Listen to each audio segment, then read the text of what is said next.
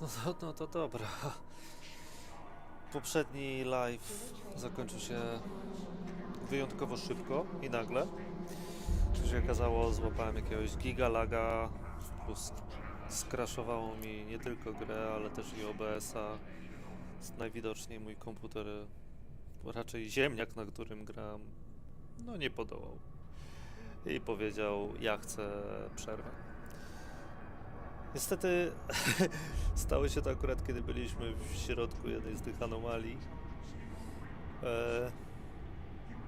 Sfrizowało mi ekran, jedyne co słyszałem to dźwięki zadawanych, a raczej otrzymywanych obrażeń, a potem jakieś kabum.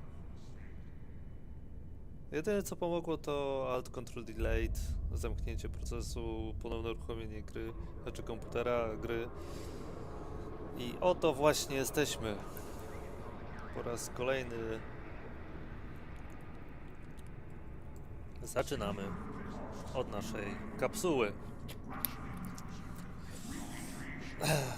Tak. Lubimy, tak? Bardzo tak lubimy. Dobra, spróbujemy coś może... Coś może spróbujemy. Tylko nie wiem co jeszcze.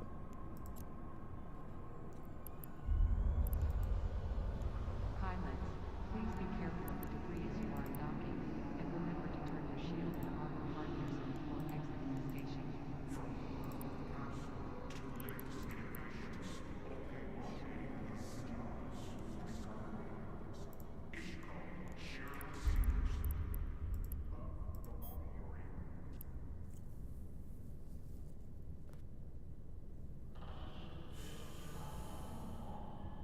Pilots are reminded not to land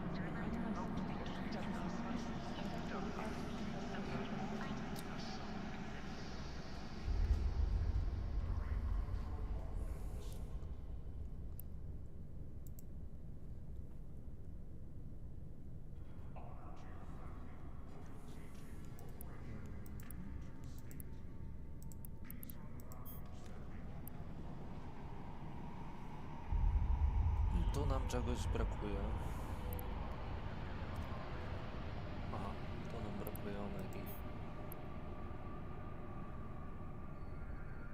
when doubling your ISO. Tu nam brakuje omegi.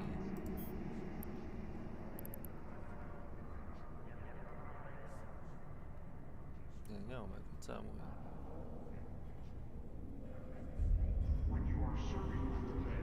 Rocket Specialization.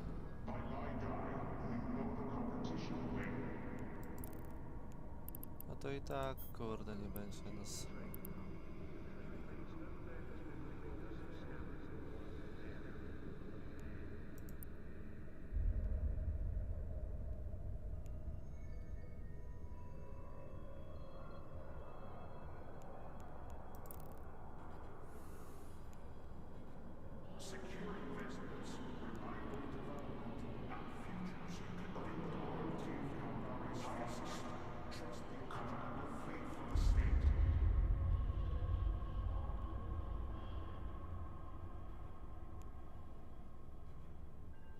Pilots are reminded not to engage missiles in the HWG and all items are sold to sea.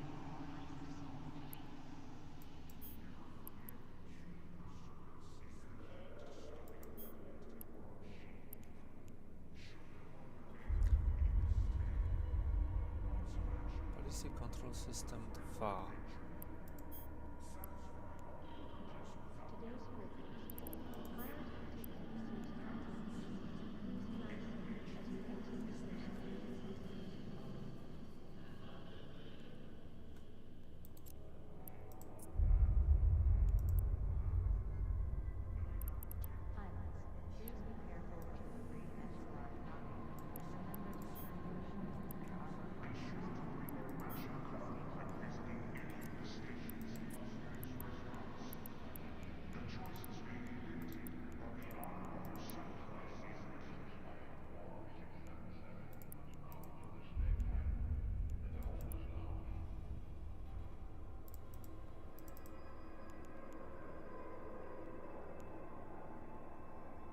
Okej.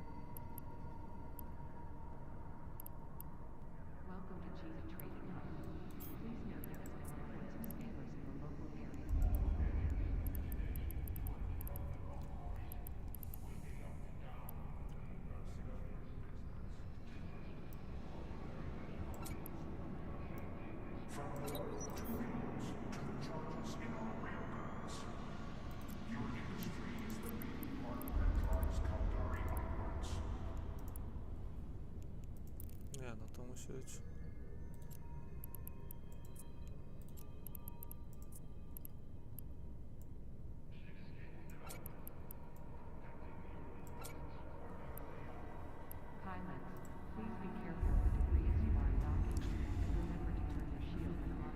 No poczekaj. Dobrze to widzę, czy nie? Jeszcze raz, pyk.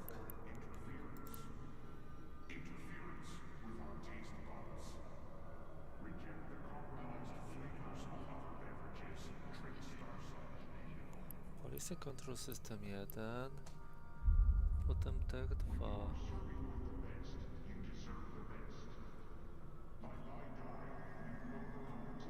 No dobra, no to powinno być lepsze, tak?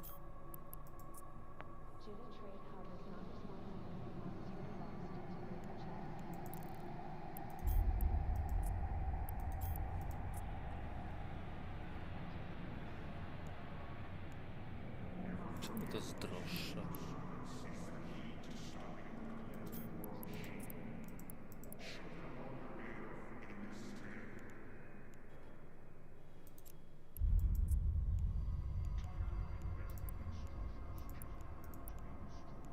Opis ten sam.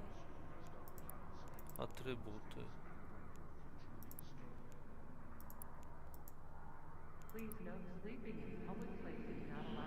Missile damage bonus 10%, 8%.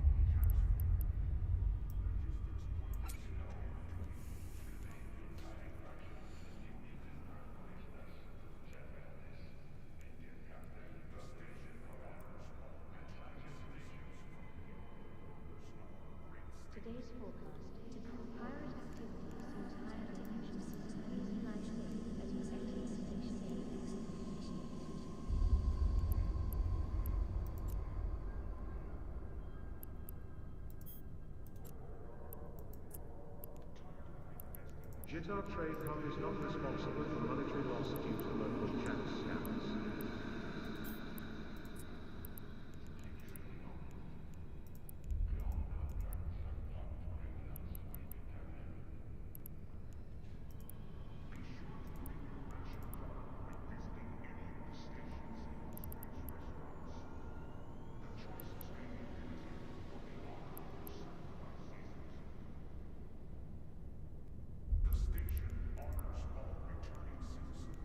Pilots, please be careful with the breeze you are adopting, and remember to turn your shield and armor harness on before exiting the station.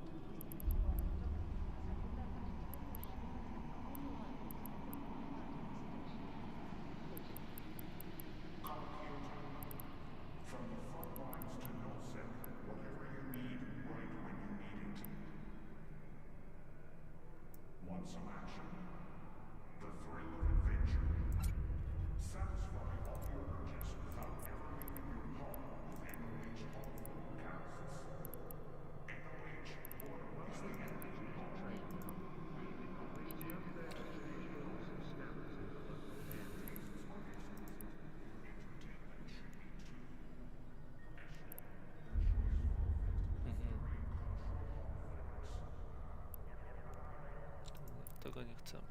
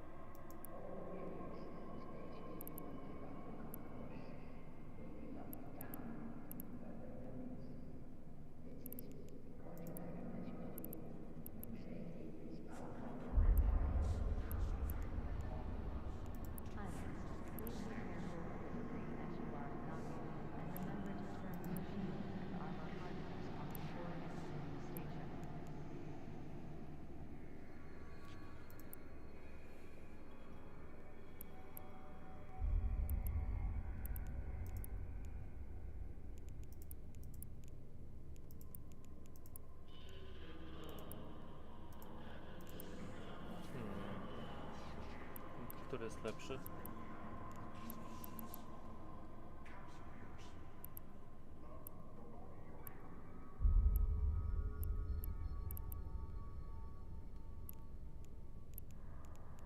Please take extra care during our renovation. 20 gigajuli, 18 gigajuli. No tak jakby ten był, kurde, lepszy.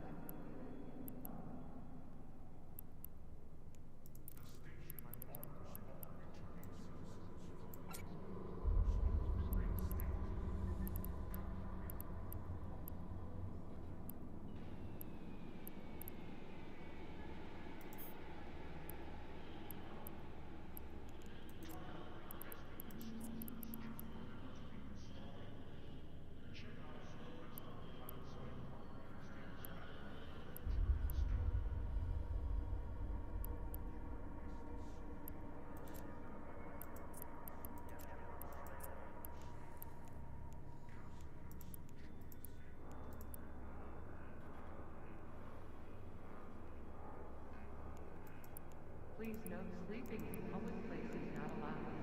Personal flora found that sleeping in public area will be treated reasonably.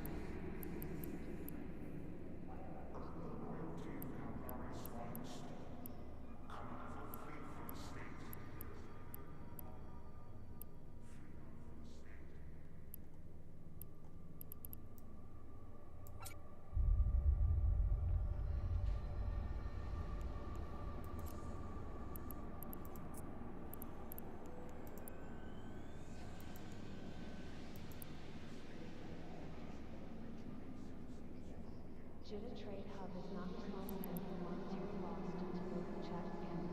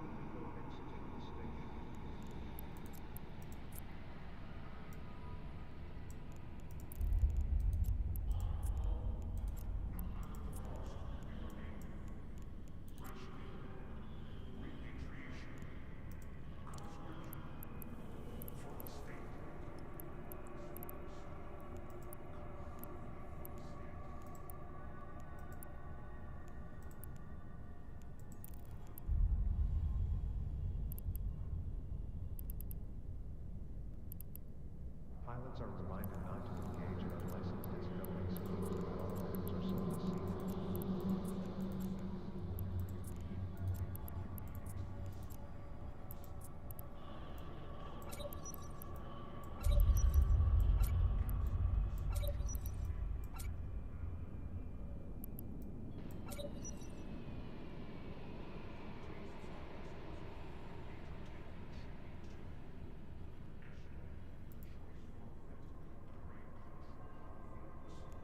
Jitter trademark is not responsible for monetary loss due to local damage.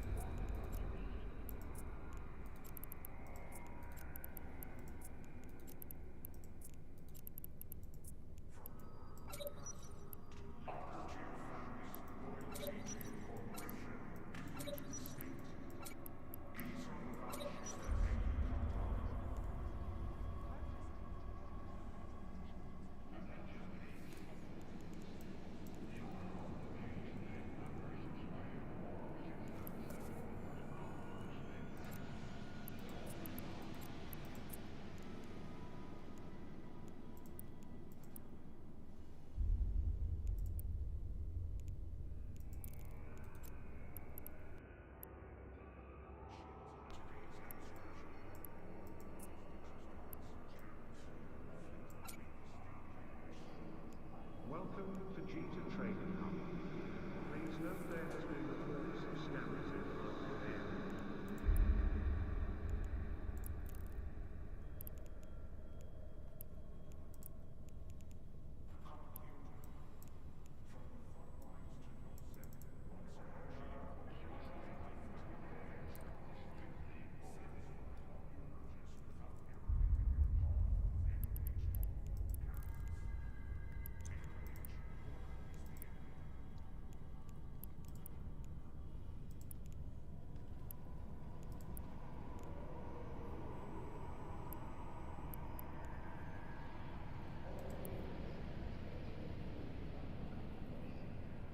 Pilots are reminded not to engage in unlicensed discovery schemes and that all items are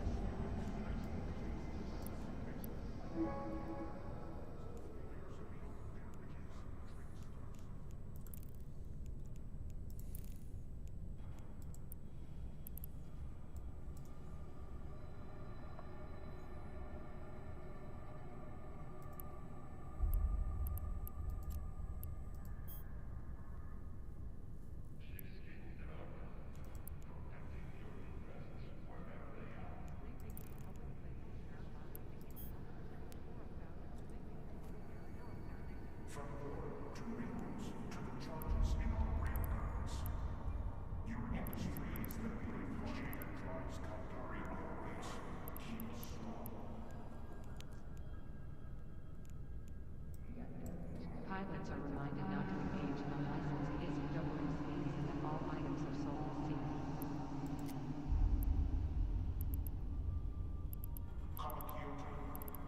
From the front lines to no second, whatever you need, right when you need it.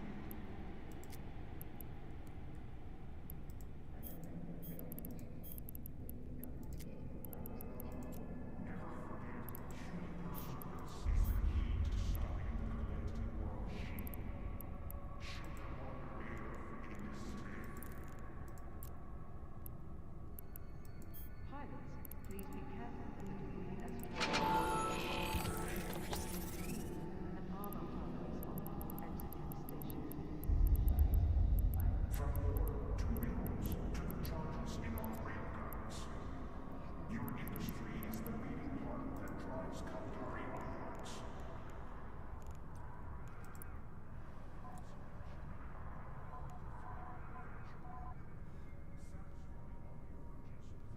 O, Today's no to forecast. gratuluję. Pilot Więc activity seems higher than usual. i co? Fajne? Widziałem, że cię tak konkretnie tam wchłonęło to.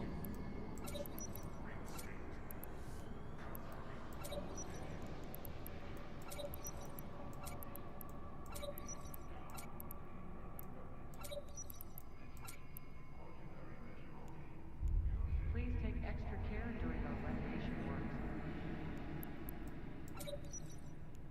9 out of 10 clone bodies show super. A jest opcja, żeby, nie wiem, to jakoś przejść jeszcze raz, albo inaczej?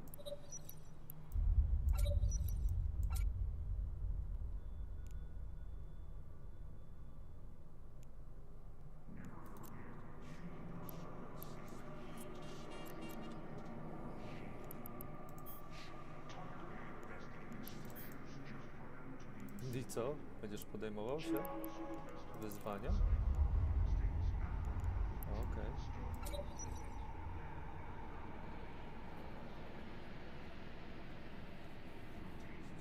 No to i tak dużo.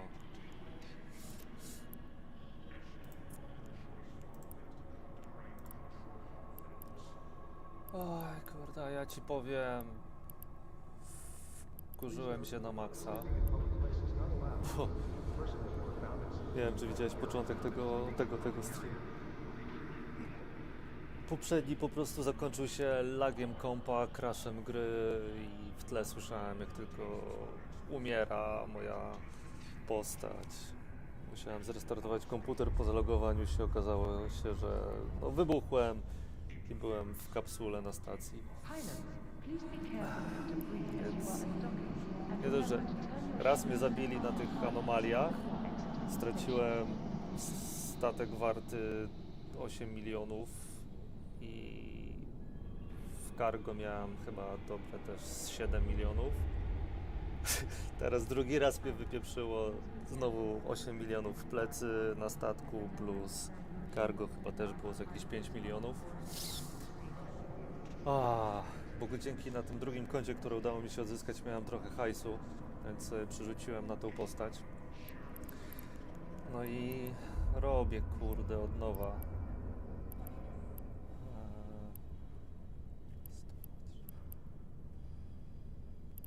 Czekaj, a czemu to mam? No matter the cost, we remain. Rationing, repatriation, conscription. Pilot, please be careful of the debris as you are docking, and remember to turn your shield on alignment before exiting the station.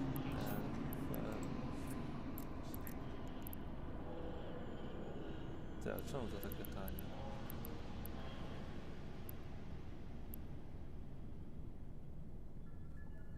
Welcome to Cheese Czy ja coś spierdaczyłem? reports of scammers in the local area.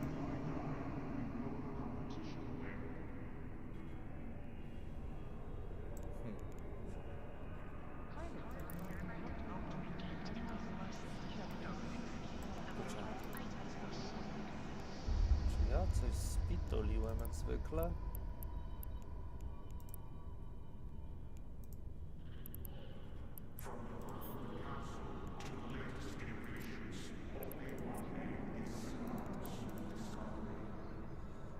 To nie to. No matter the cost, we remain. Rationing, repatriation, conscription. For the state.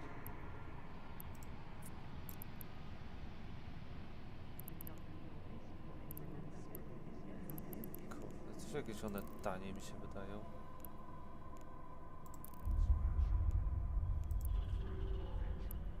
A nie, może mi się tylko wydaje. Najwyżej znowu umrę Your industry is the leading part that drives Kaldari onwards. i... Cyry... Crash? Nie krusz? Bardzo możliwe. Zmienimy. Jak tylko znajdę, gdzie to się robi. Tu? O, cyry... Aż...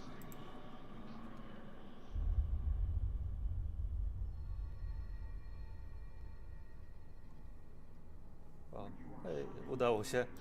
Umiem w YouTube'a.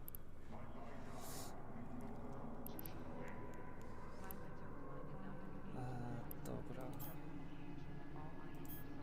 Nie, tego nie kupuję. Tu informacje. Już kurde, nawet umiem trochę WIF.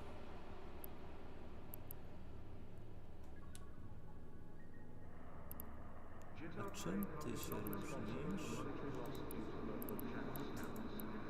Ciebie.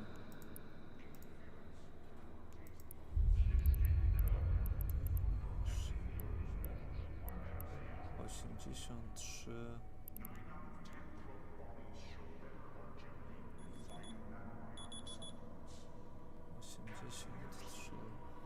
Today's forecast.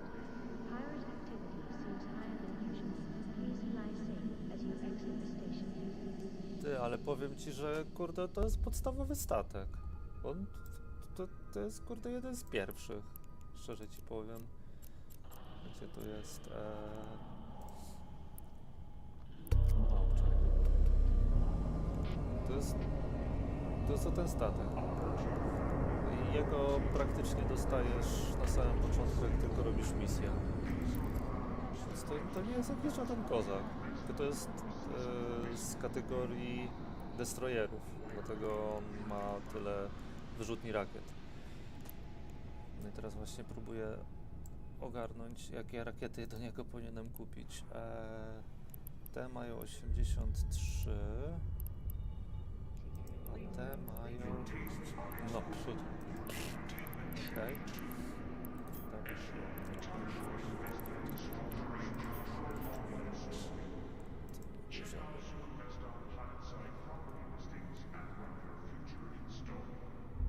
Ale kurde, jakoś to mi nie wygląda.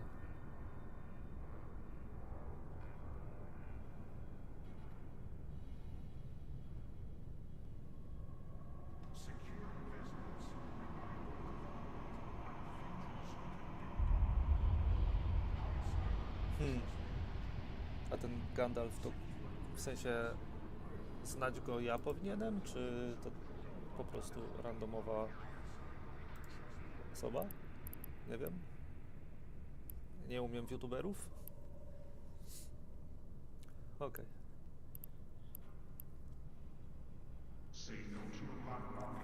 A może ten?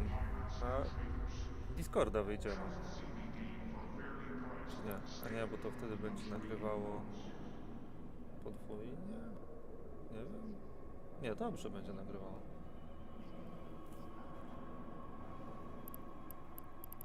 Please take extra care during the renovation works.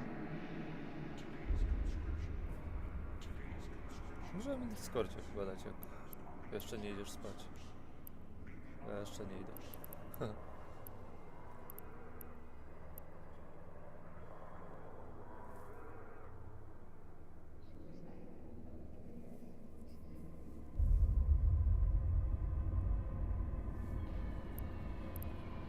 Spoko, tak, wróci z kawą, to tak. Daj znać, to zadzwoni, to chociaż jak normalnie pogadamy. And all the hobbies before exiting the station.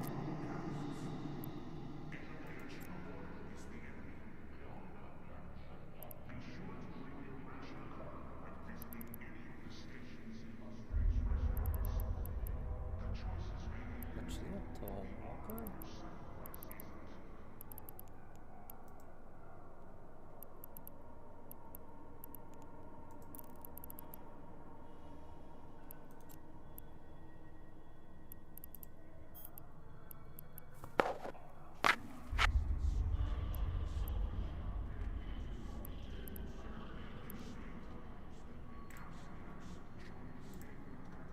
Ja chyba gdzieś miałem ściągawkę.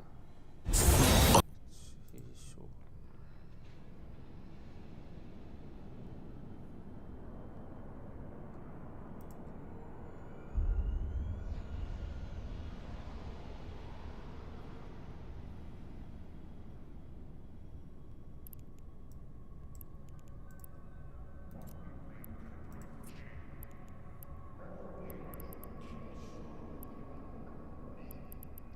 Aha.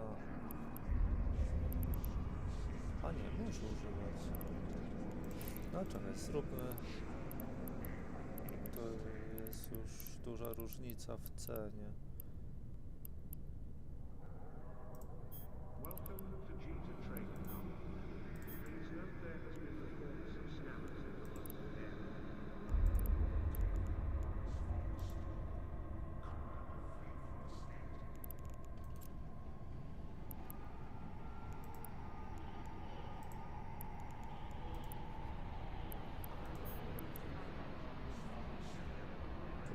końcu, czy nie kupiłem?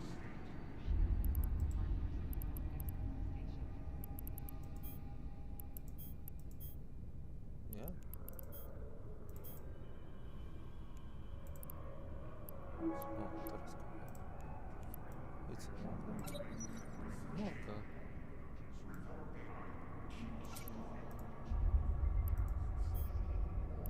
Welcome to Cheesy Trading Hub. Please note there has been reports of scammers in the local area.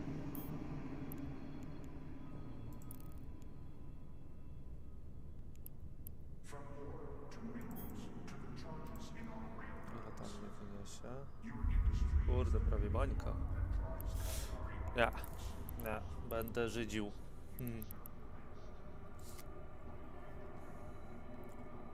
Żydzim będę. Dobra, to. Teraz tu. New market price. 1000.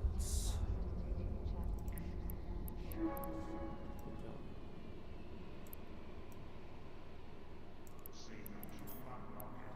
Say no to pirates and traders. Trust CBD for fairly priced. Stay away from the trading wars. When doubling your risk,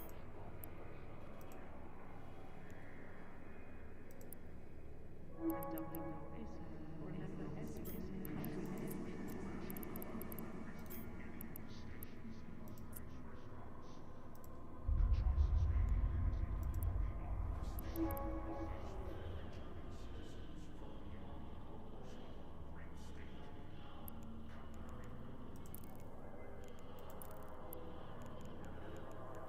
Dobra, ubezpieczenie. To ubezpieczenie to gówno daje tak naprawdę. No ale zawsze coś.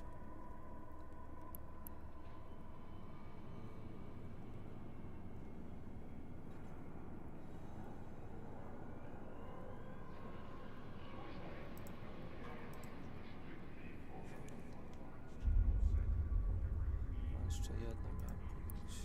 Ten Tranquil.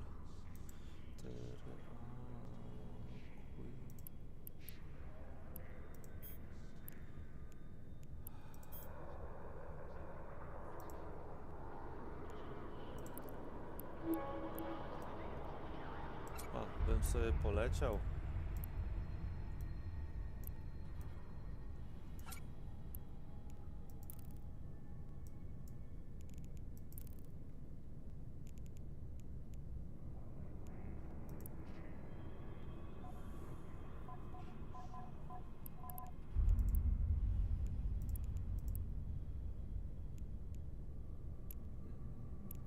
Pilots, please be careful of the debris as you are undocking, and remember to turn your chute and arm hardness before exiting the station.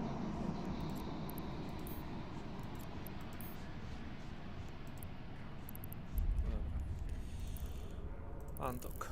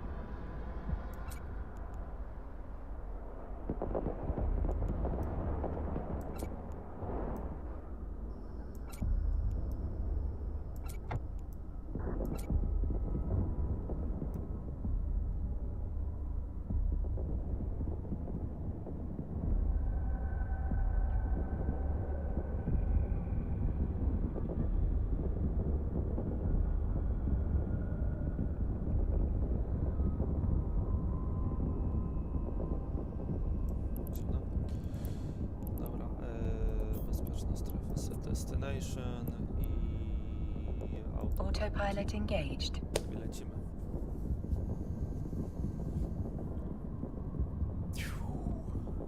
Warping to Stargate. Warp drive active.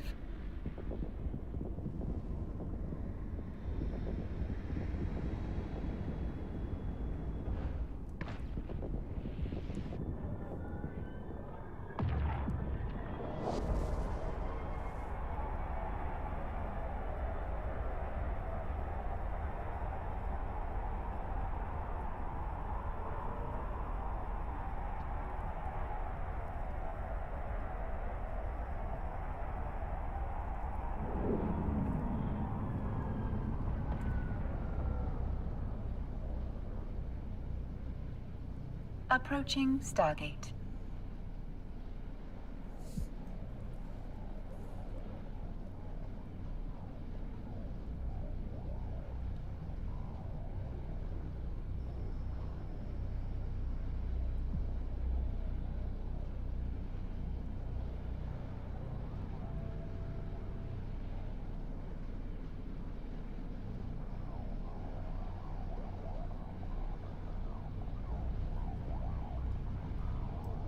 Autopilot jumping.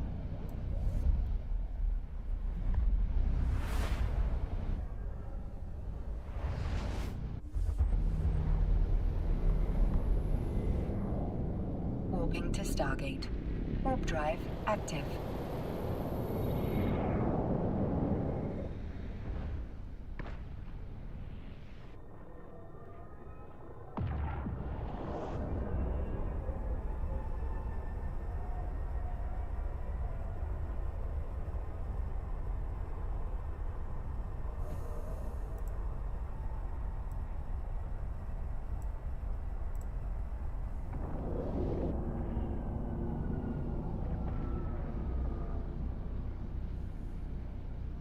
Approaching Stargate.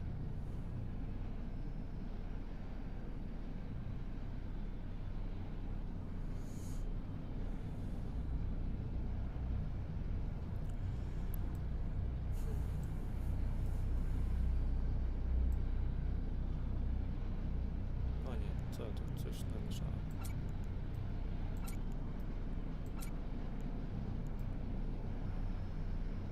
Kurde. Autopilot jumping. Ja dobrze. Autopilot disabled. Waypoint reached. Warp drive active.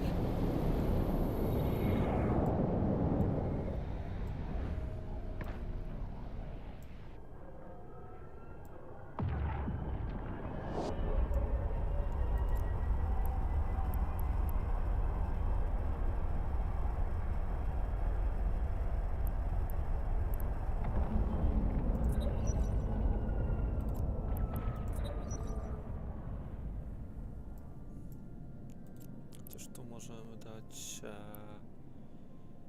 O, dajmy to.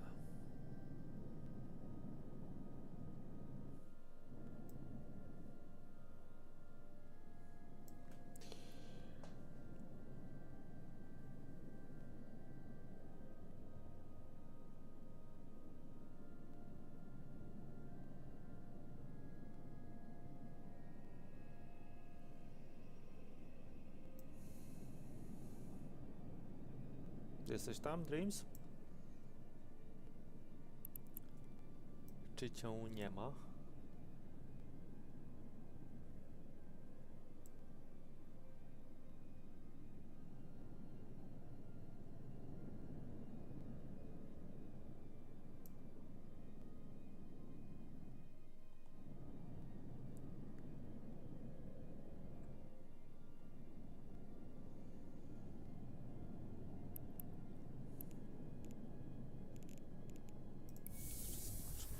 Nasze skille idą.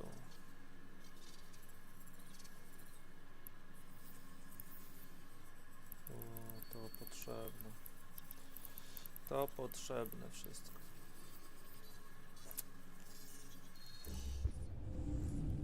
No nic.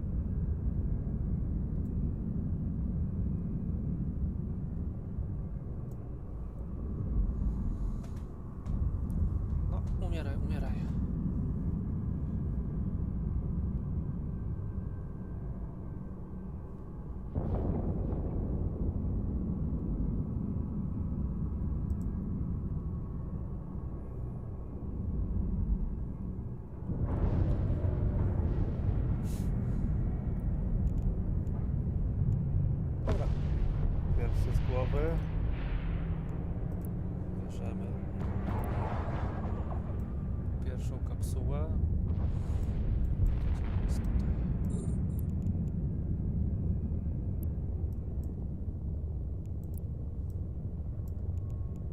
I otwieramy.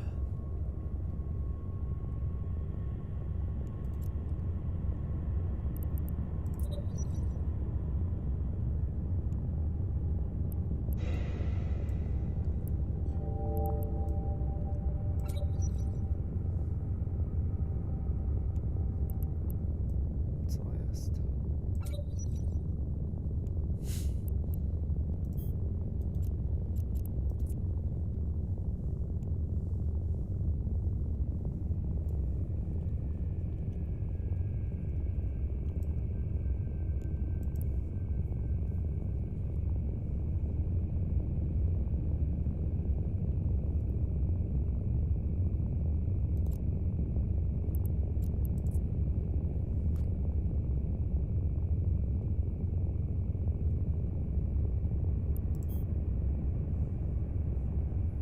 To niby 500 000, tak?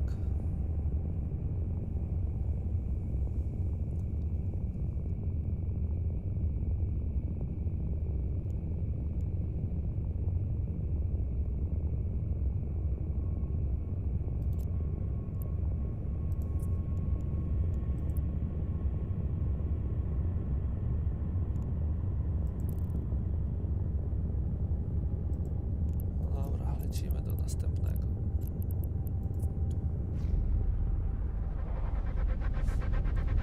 I co po drugiej stronie mamy?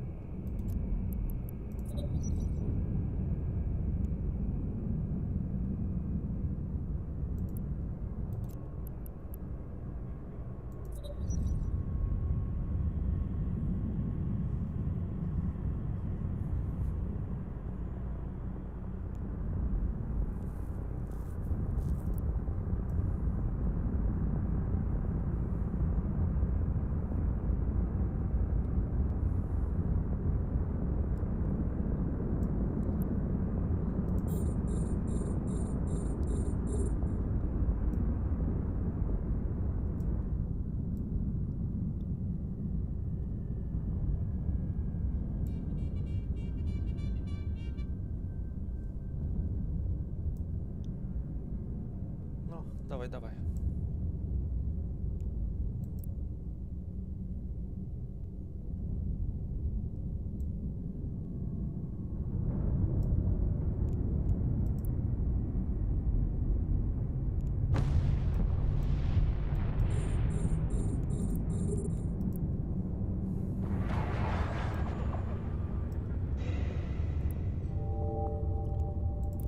Dobra.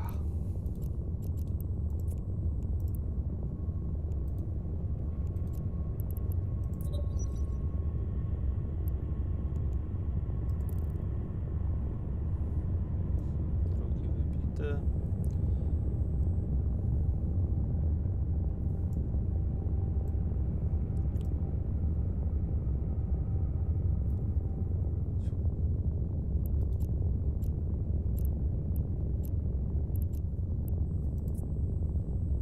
Dobra, lecimy to.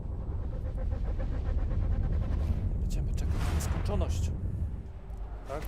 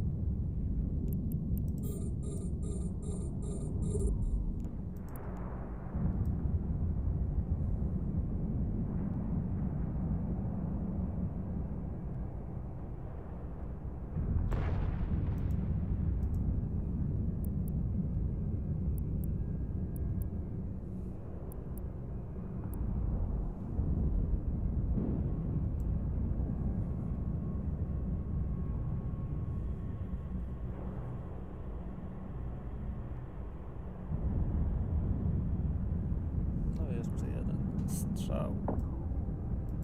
Ale nie we mnie.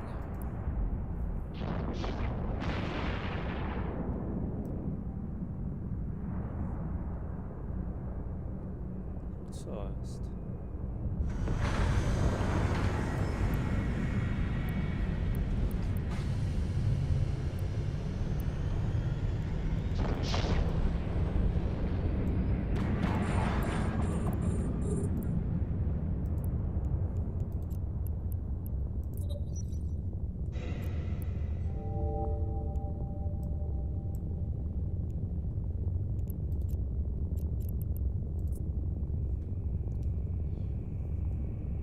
No i zrobiona. Pierwsza.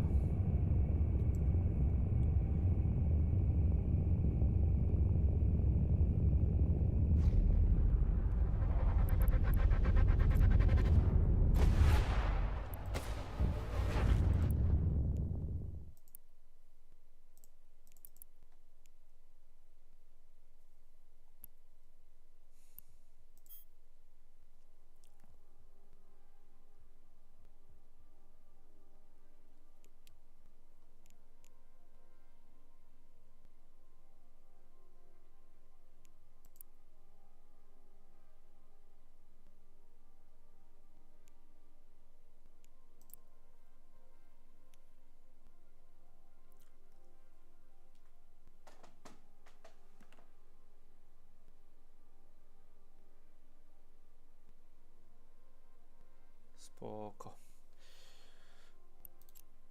Ja lecę z kolejną anomalią. Gdzie to jest tutaj?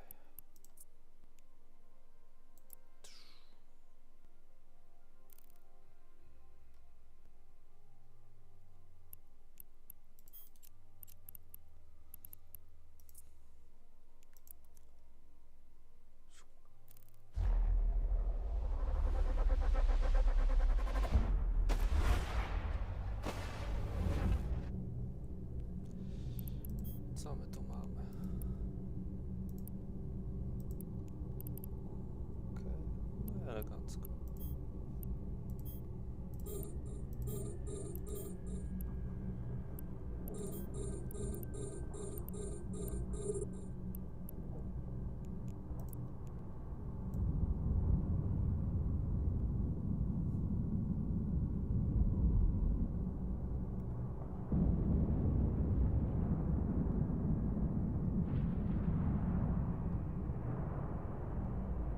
Nie, wiesz co, bo ogólnie na jednego maila, że tak powiem, możesz mieć tak jakby 3 konta założone. I dawno temu, to jeszcze chyba kurde w 2009 roku założyłem pierwsze konto na tego samego maila. Ale zapomniałem hasła, w ogóle zapomniałem, że to konto miałem i teraz zapomniałem hasła i próbowałem odzyskać hasło. Jak zalogowałem się na stronę internetową, to na stronie internetowej pokazało mi się, że mam drugie konto tak jakby. No i zalogowałem się na to drugie konto, kurde, ja patrzę, a ja tam mam... Ja na tamtym koncie chyba mam z 6 6 statków kosmicznych z Omegi tak naprawdę. Znaczy no w tym momencie z Omegi, kiedyś to były zwykłe statki. No i kurde, nie mogę nimi latać, bo nie mam Omegi.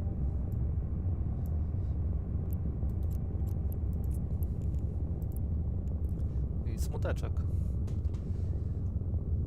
A taką barkę kopiącą, taką przegenialną, wielką mam, kurde. Cześć, zaraz ci pokażę, którą.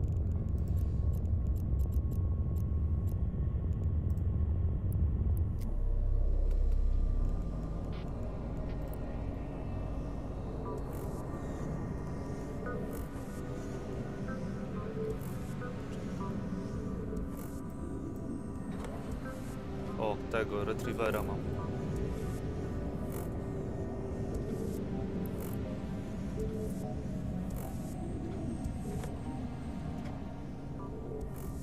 No, halo. Co, gra mi się zawiesiła? Nie. Nie. Uff. No, bo takiego mam przegenialnego.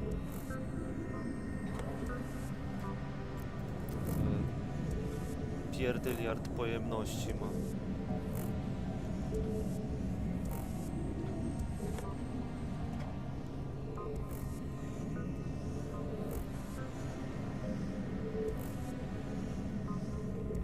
No, tutaj 27 plus główne, to główne to ma mało, co nie? Ale o ten, kurde, a Ventura, tą, którą my kopiemy, ma 5000 metrów sześciennych, to ma 27 000.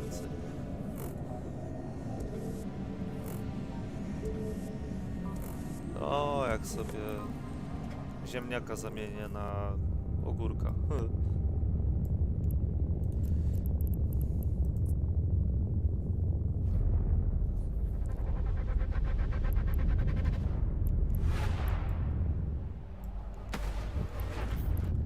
No a pograłby Star Citizena, powiem ci szczerze. Podoba mi się ta gierka.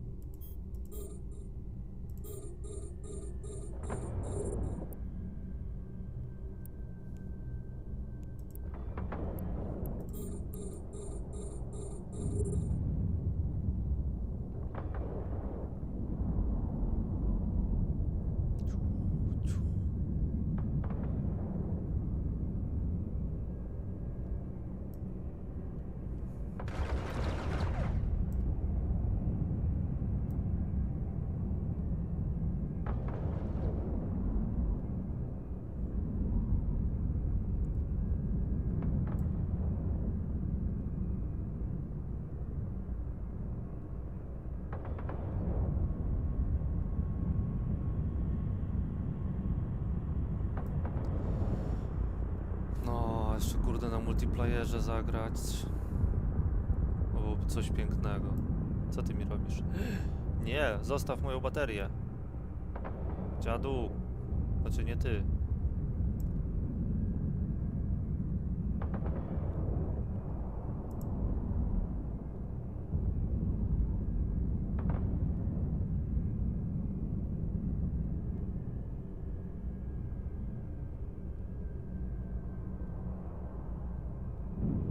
O kurde.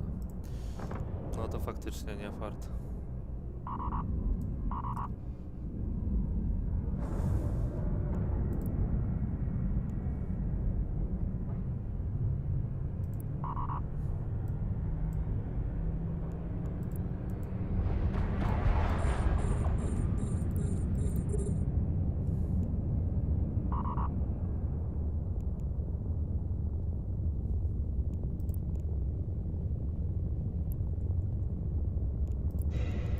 Co jest?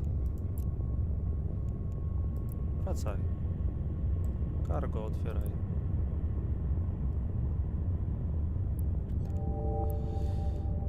Dobra. To jest pierwsze na razie, okej.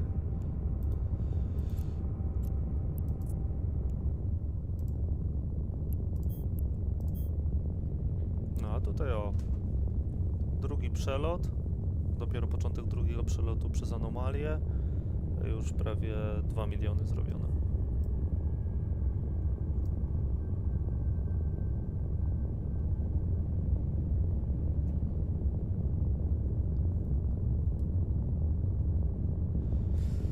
Najgorzej, że żeby kupić sobie Omegę, bo normalnie możesz kupić Omegę za te... Znaczy za Iska kupujesz Plexa, za Plexa kupujesz konto Omega, co nie? No to chyba musisz mieć z 1 milion Iska? Nie, poczekaj, milion. Bilion. Chyba bilion, żeby kupić Omegę.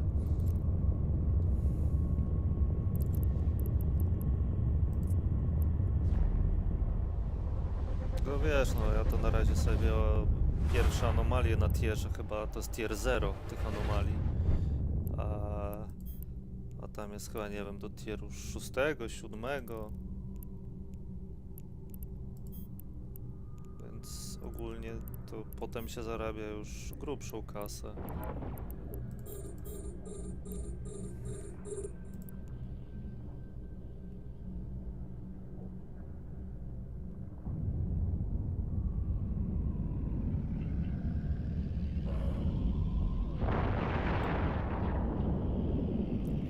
Powiedz, jak ty to robisz, że ty masz tylu tych kurde widzów? Mnie nikt nie chce oglądać. Nikt mnie nie kocha, nikt mnie nie lubi. Smuteczek.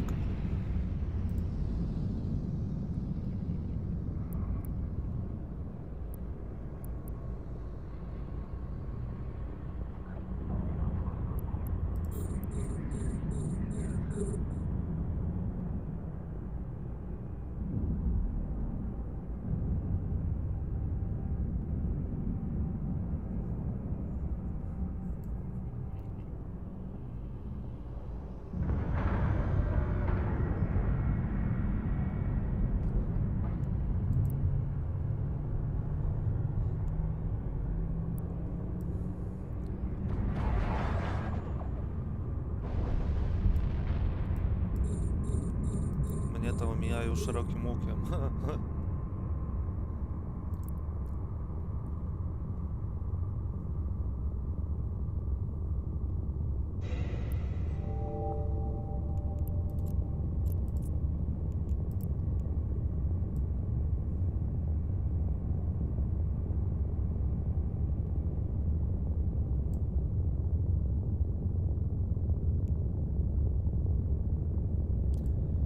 Naładujmy sobie baterię.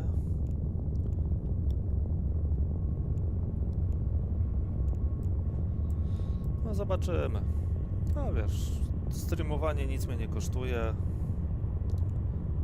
Chwilkę można sobie popykać. Może kiedyś.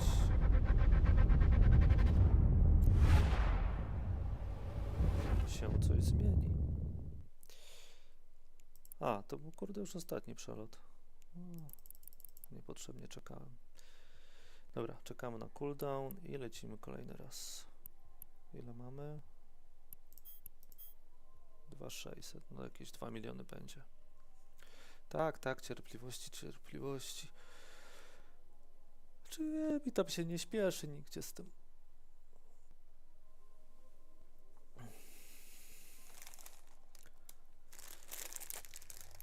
Dzisiaj może wieczorkiem sobie zrobię dalszy ciąg tej gierki Road 96. Powiem ci, kurde, spodobała mi się i to tak bardzo. Zwłaszcza, że można ją przejść tam na 1000 sposobów z tego, co deweloperzy twierdzą.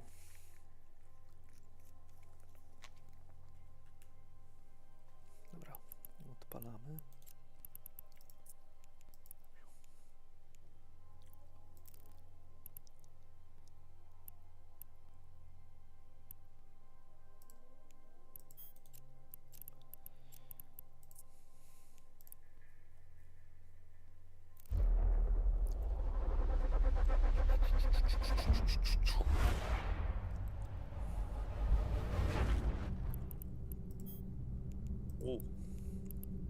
A.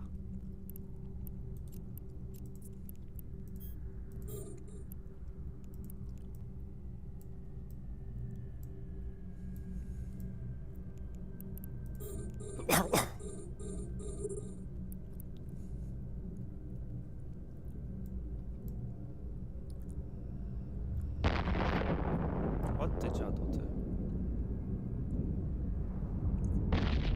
A moje rakiety to gdzie? No. Pierwszego nie trafiłem. No w sumie tutaj to nawet nie mam co z micro-warpem je latać. On tak rakietami wali, więc mnie namierza.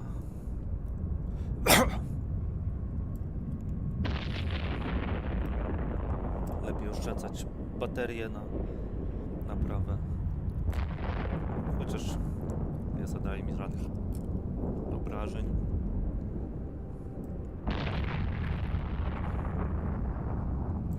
Zapomniałem ładować.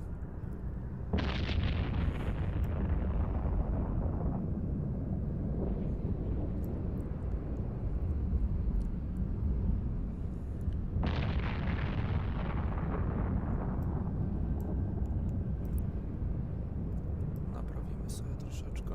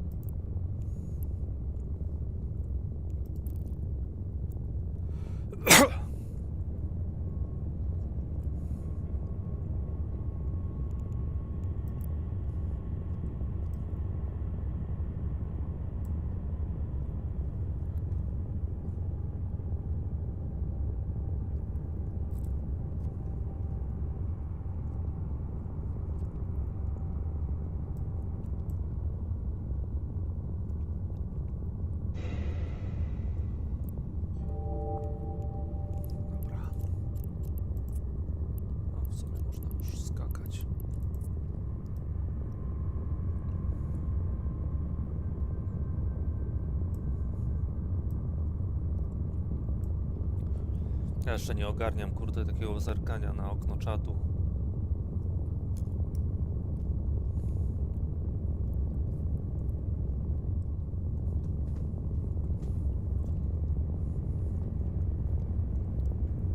Może dlatego, że nikt nie pisze.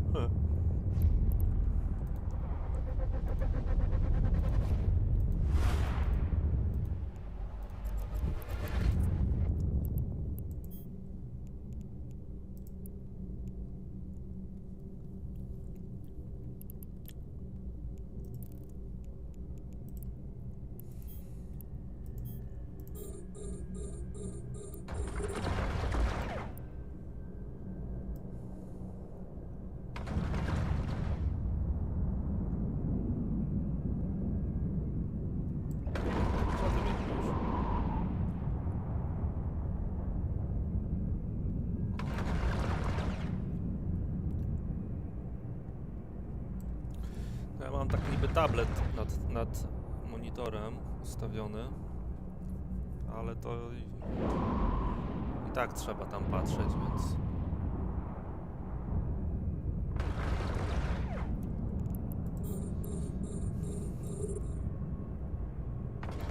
No nie zabieraj mi prądu, ty dziadu.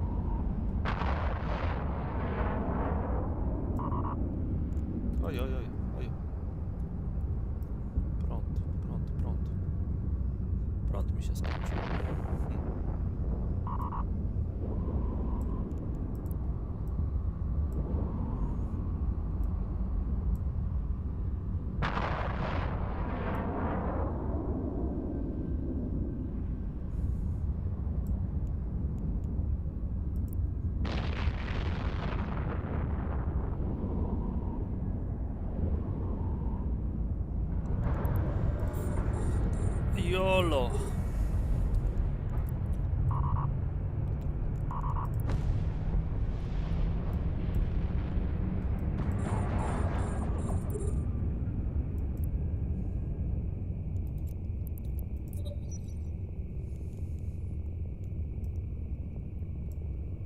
A to już ostatnia anomalia.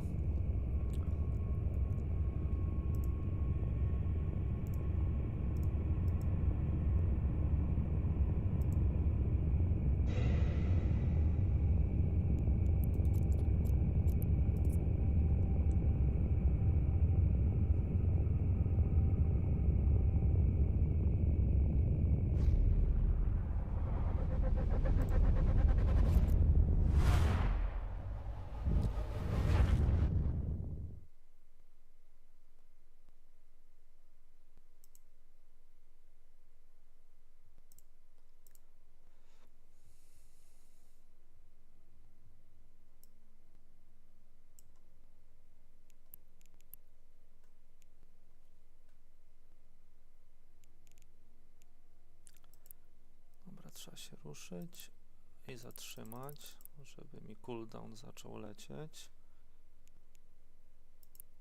Naprawimy sobie tarczę.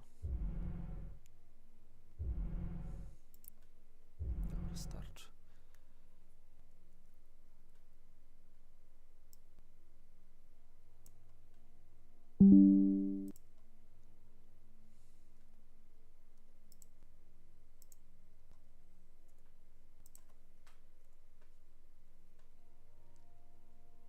No i co? Lecimy kolejny raz.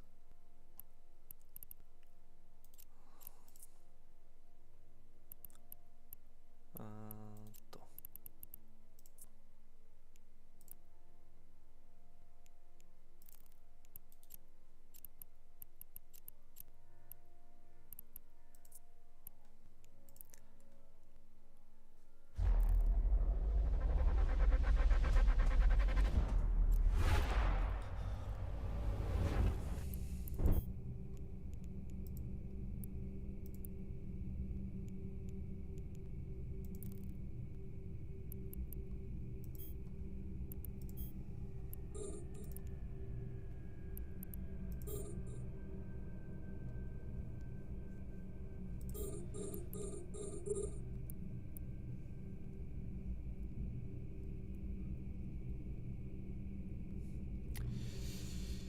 Tak jest.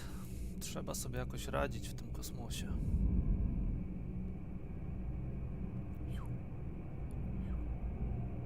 No i co? Nie trafiły? Puh.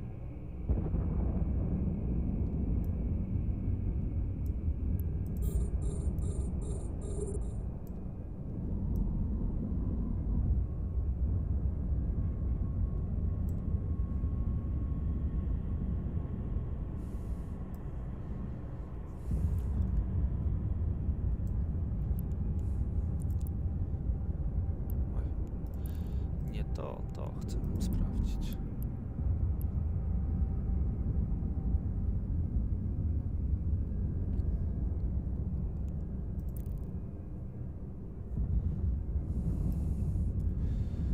O tyle dobrze, że jestem szybki i takie zwykłe, które nie używają wyrzutni rakiet, a no nie mogą mnie praktycznie trafić, bo jestem poza ich zasięgiem. To jest właśnie mega plus. O, tutaj gdzieś raz strzelił za 67, za 72. Takie obrażenia to sobie mogą robić. Się jakoś za blisko akurat niego krąży w tym momencie, dlatego mnie podgryza. Nie?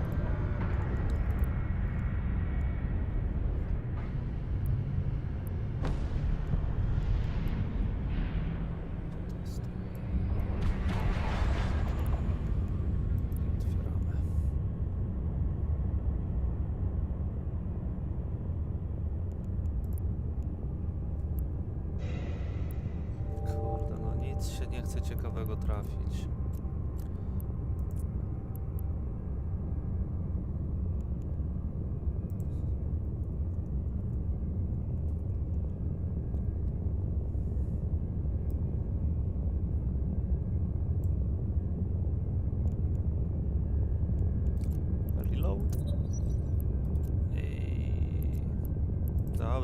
fizyk. Skaczemy.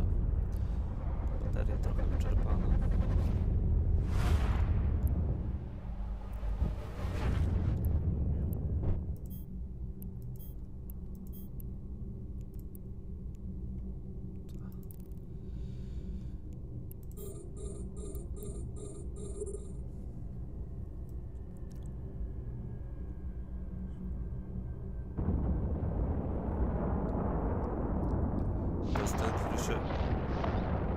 O ty dziadu! A mi przekrzmocił.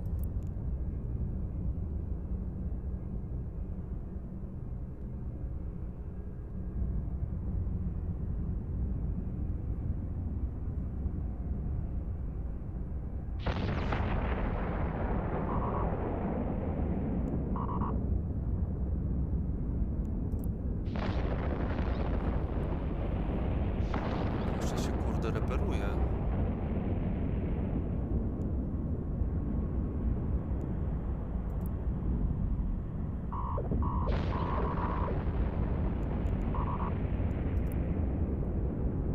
Niedobrze, niedobrze, niedobrze.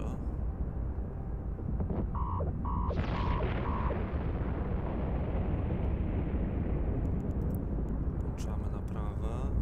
Muszę pilnować, kurde, poziomu baterii.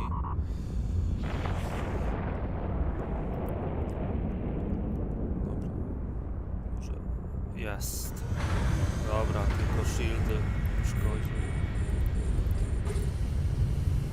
Znaczy no, energetyczna tarcza. Nie, to NPC. Tylko ten akurat był jakiś trochę mocniejszy. Ale Bogu dzięki tylko mi tą energetyczną tarczę uszkodził. Nie weszło na zwykłą tarczę. Więc tak naprawdę wyjdę z tego bez żadnych obrażeń.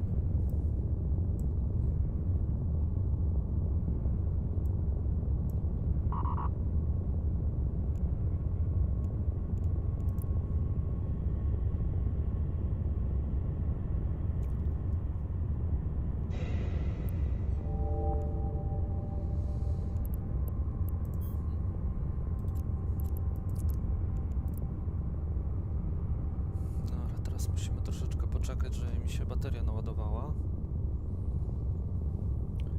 zanim przejdę na kolejną część anomalii.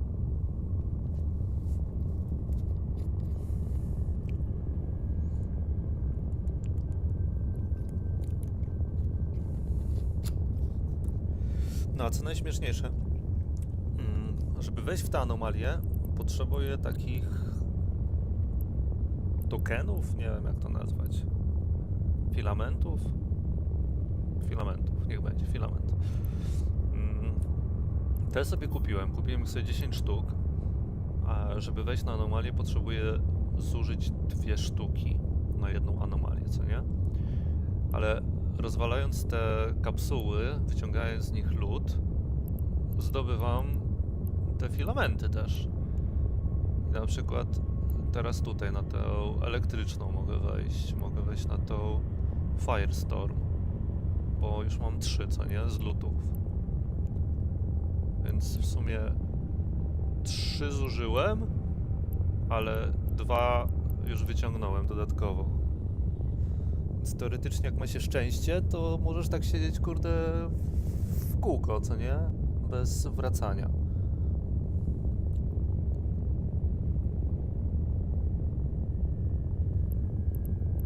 To jest.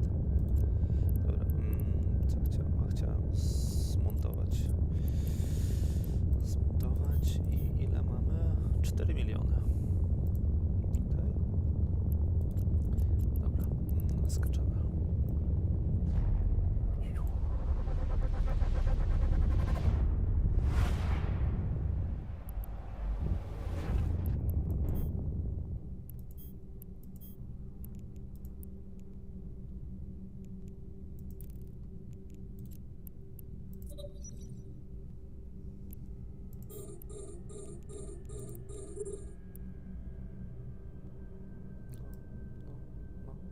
Przeładuj.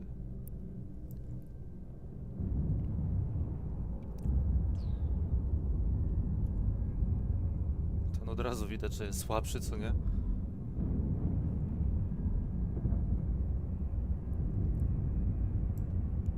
Czy ta pierwsza jego tarcza szybko zeszła, teraz na drugim ma sporo rezystansów, więc ta właściwa tarcza troszeczkę wolniej będzie mu schodziła.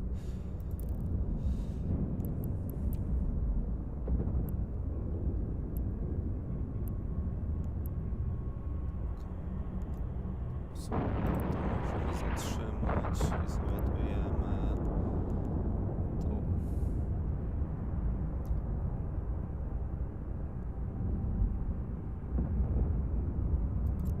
No, kiedyś to była masakra. To fakt. A to wiesz, to ładnie wygląda. Ja i tak pewnie gram na jakichś najsłabszych ustawieniach.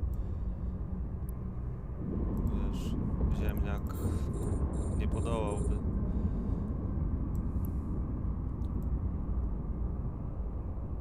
No proste, że grałem. Stary.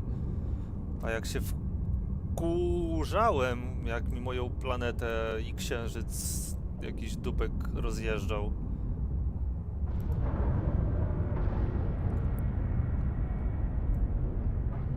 No tak, tą przeglądarkową oczywiście.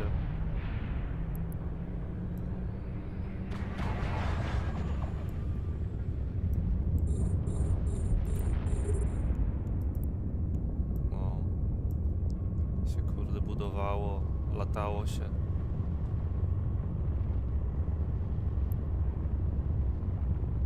A daj spokój, kurde, ja sobie ustawiałem budziki w nocy, żeby o odpowiedniej godzinie, kurde, wstać i wysłać swoją flotę. To były czasy, kurde.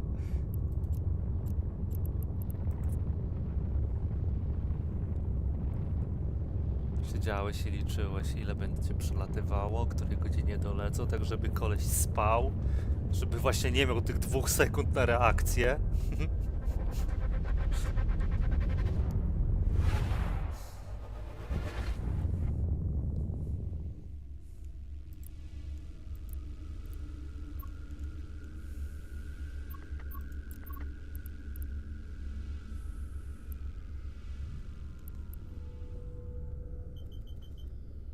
Może polecimy do tej elektrycznej? O, już elektryczną już mam 2.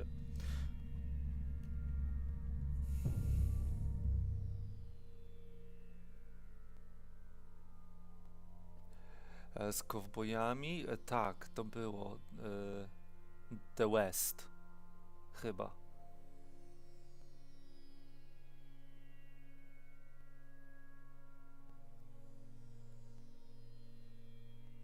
Chyba. A to nie chodzi ci o tego? Do Westa?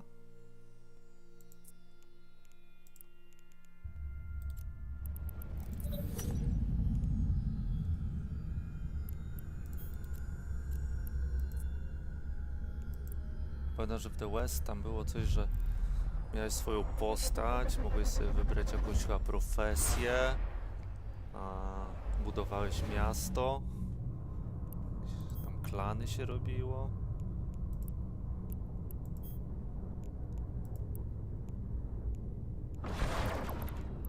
O ty dziadu.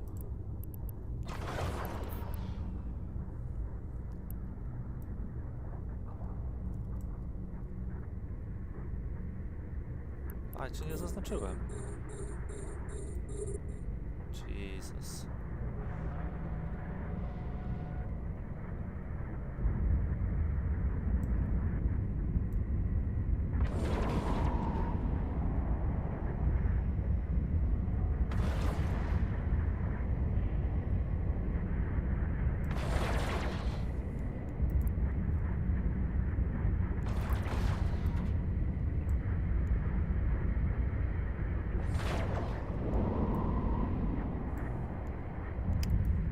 Ty mnie trochę bijesz.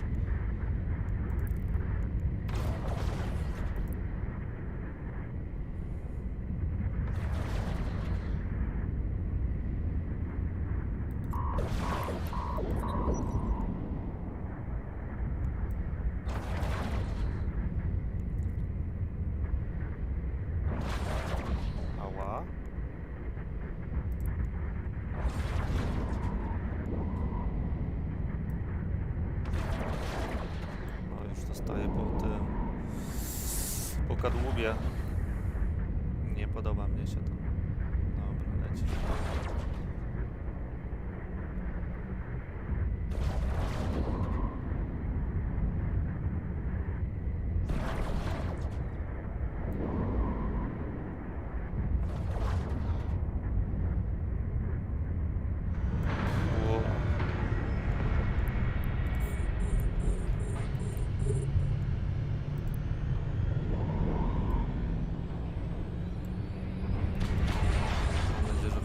Będzie dobry lód. Bardzo fajne. Powiem ci, no nigdy, praktycznie nigdy nie grałem w takie PvE tutaj. Tam gdzieś wiadomo, no przy kopaniu jak się pojawiały piraci, no to trzeba było coś tam zestrzelić. Ale nigdy nie grałem o takiej właśnie gierki jak teraz. I powiem ci, że zaczyna mi się to, kurde, trochę podobać. Jeszcze jakby tak człowiek naprawdę ogarnął i te skróty klawiaturowe i ten interfejs i gdyby jeszcze trochę tak mniej może lagowało, to byłoby naprawdę fajnie.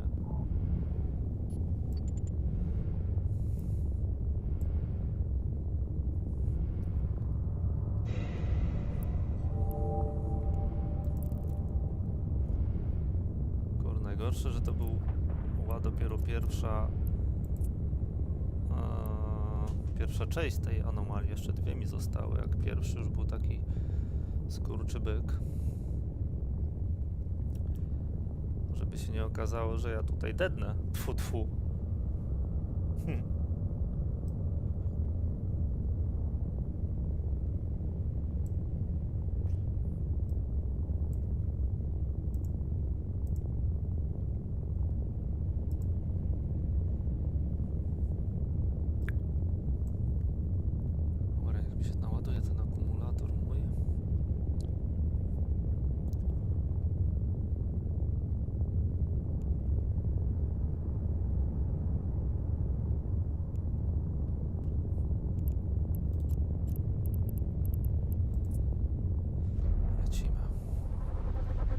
Najgorsze jest to, że stąd się nie da uciec.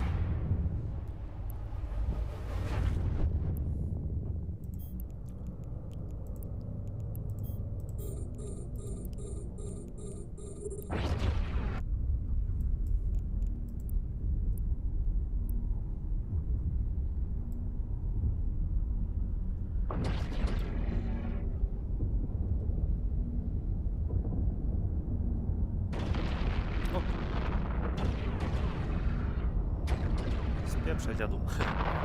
Ała!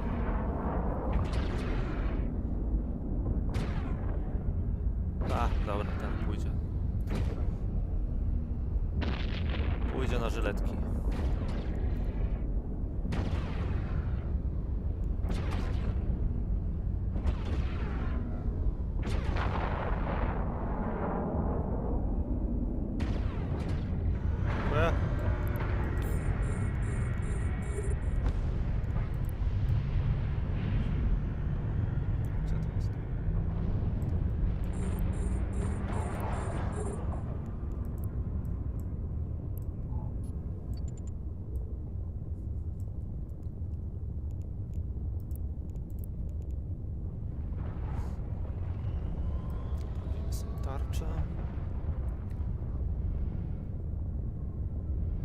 Gdybym miał tutaj jeszcze jednego slota w tych takich dodatkowych opcjach, to miałbym jeszcze możliwość sobie naspawania swojego kadłuba, że tak to określę.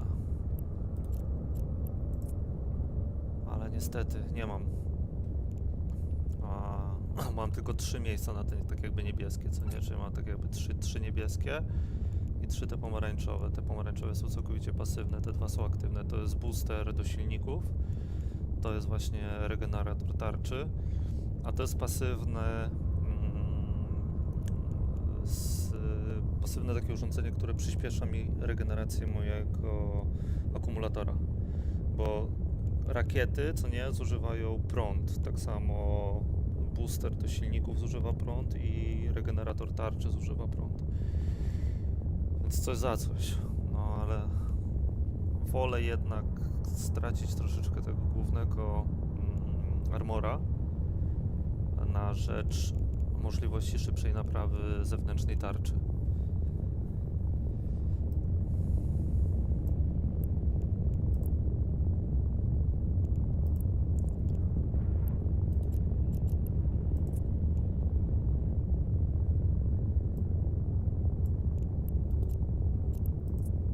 Skoczymy.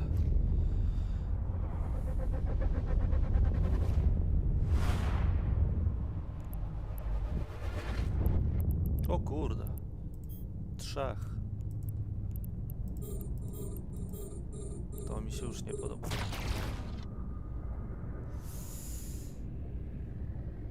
Ała. Ała.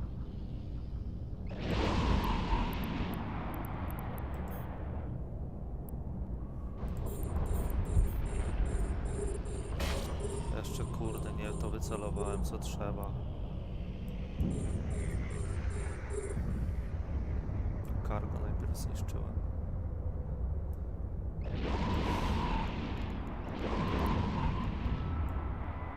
Ale ty leć!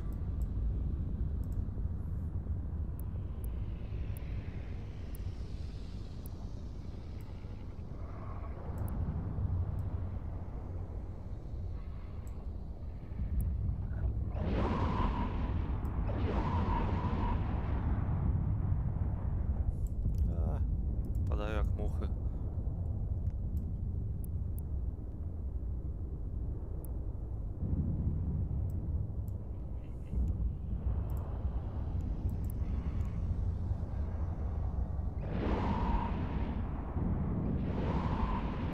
W ogóle mnie nie trafiają. Wszystko zależy od tego, jakiej broni strzelają i jaki mają zasięg.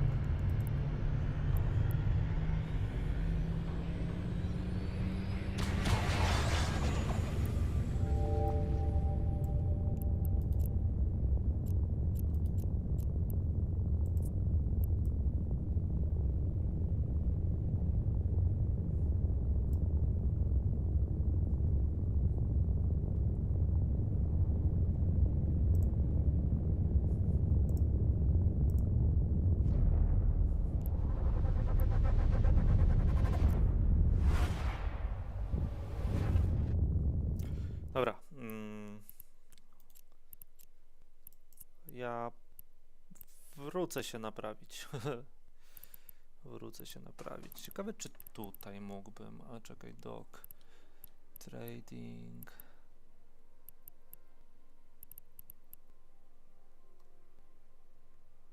No, zobaczmy. Warp drive active. Jak nie, to będę musiał na GT polecieć, ale na GT to są 3 skoki.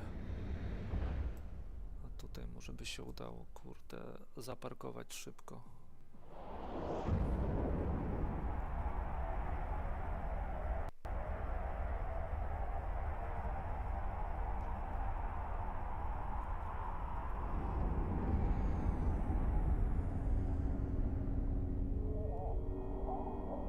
Docking permission requested. Docking request accepted. No to jakiś storage. No teraz pewnie tu kurde nic nie ma. A? Jest.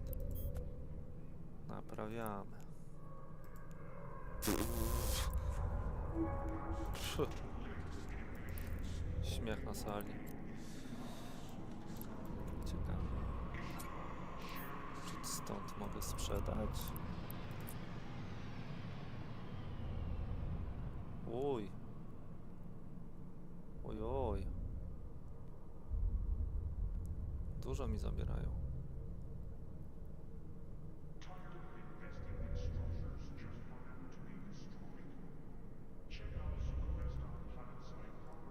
Kurde.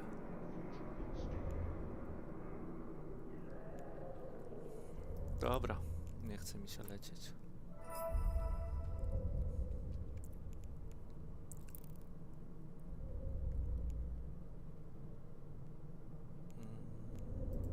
Nagroda? No dobra. tutaj chciałem zobaczyć teraz tak. Gdzie jest?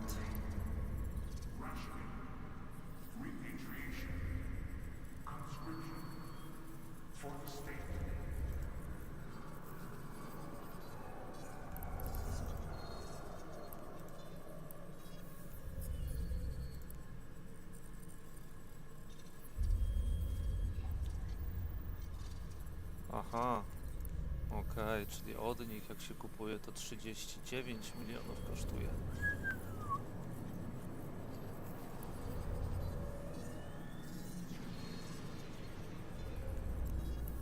A zobaczmy.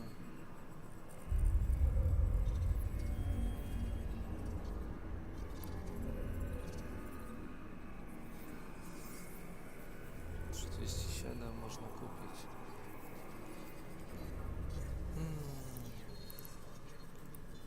No dobra.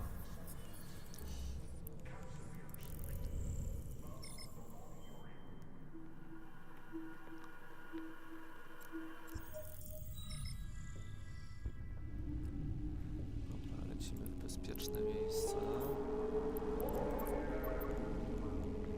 Warp drive active.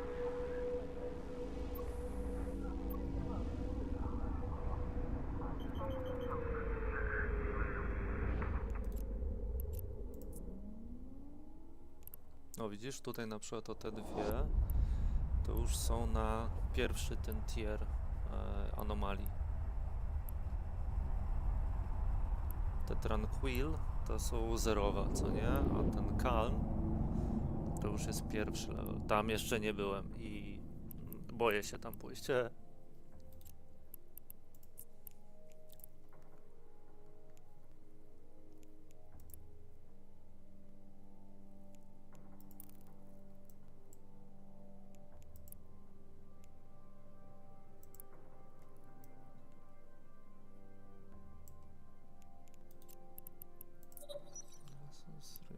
Zrobimy.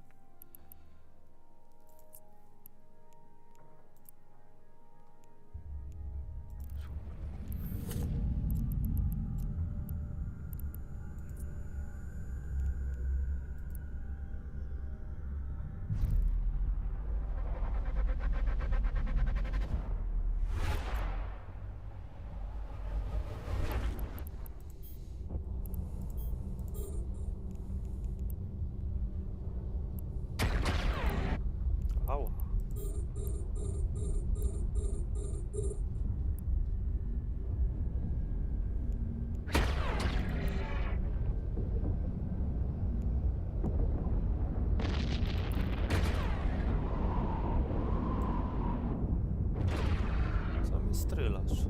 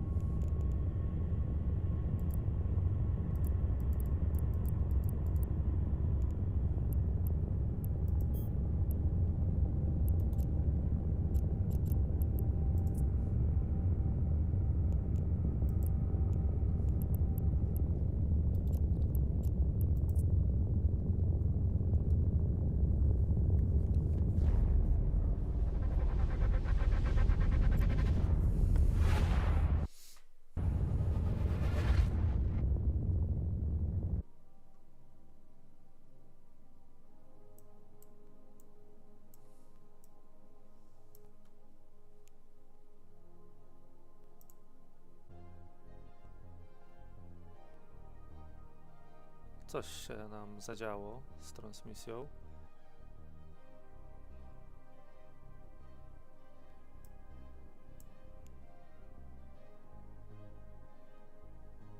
O, już jesteśmy z powrotem?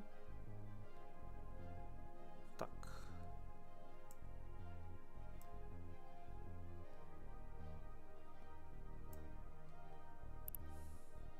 No dobra. Coś dziwnego się zadziało. Znowu OBS mi się wysypał.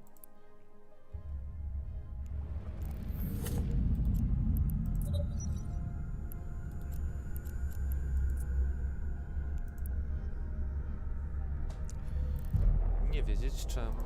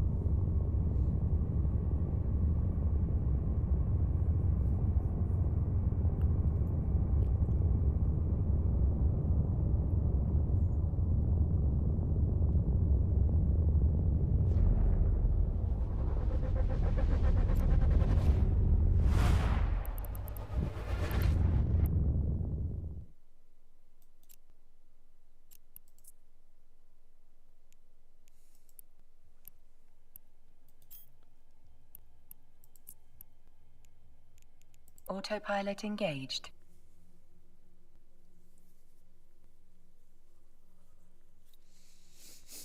Warping to Stargate. Warp drive active.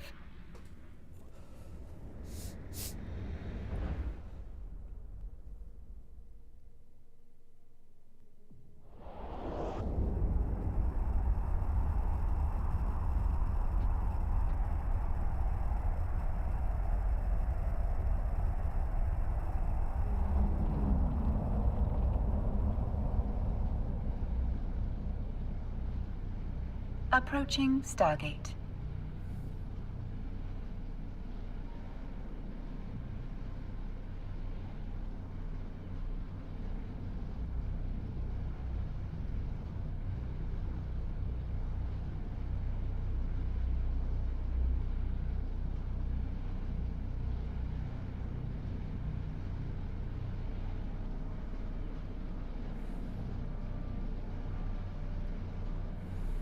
Autopilot jumping.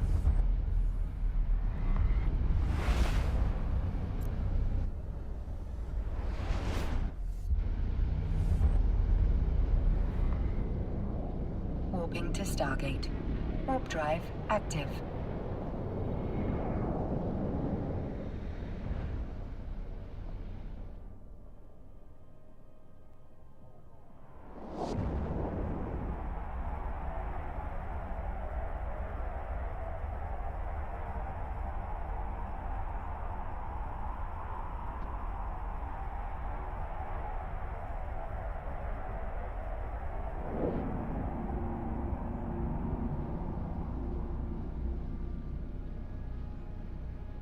Approaching Stargate.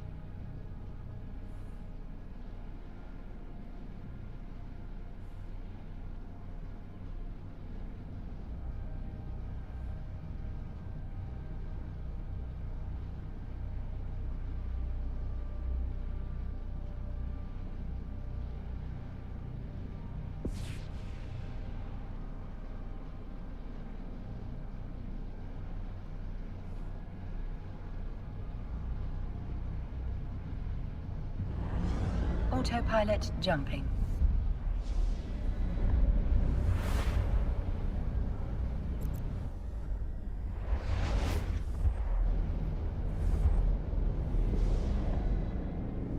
Warping to station. Warp drive active.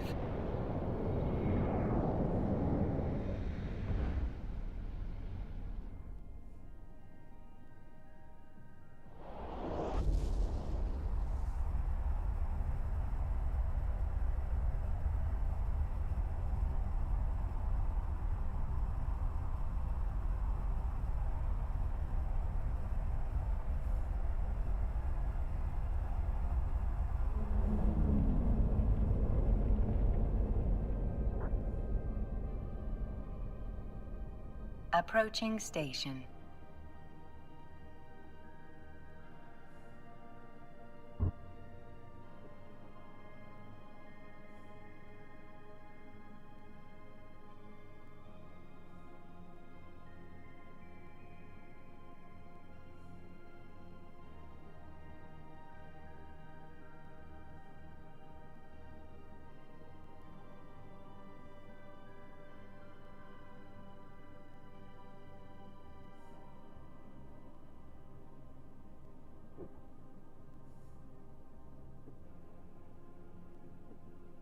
Docking permission requested. Docking permission requested. Docking request accepted. Autopilot disabled. Waypoint reached.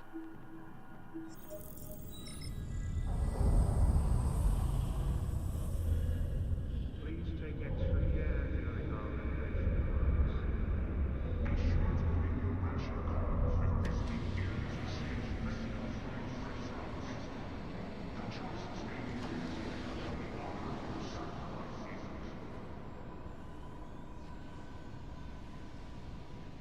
Today's forecast. Pirate activity seems higher than usual. Please fly safe as you exit the station.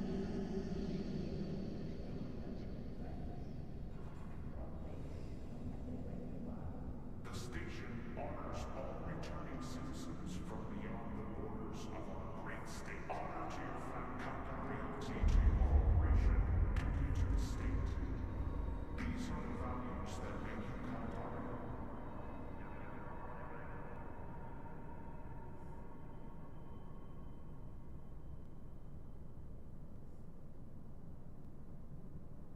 Please note sleeping in public places is not allowed. Personal protocol, sleeping in public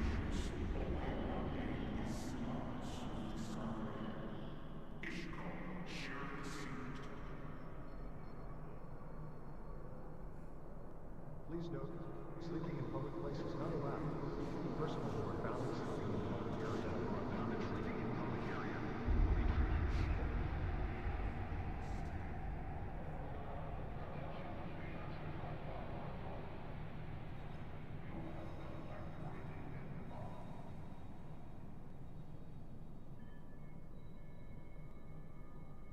Pilots are reminded not to engage in unlicensed discoveries of obstacles or substances.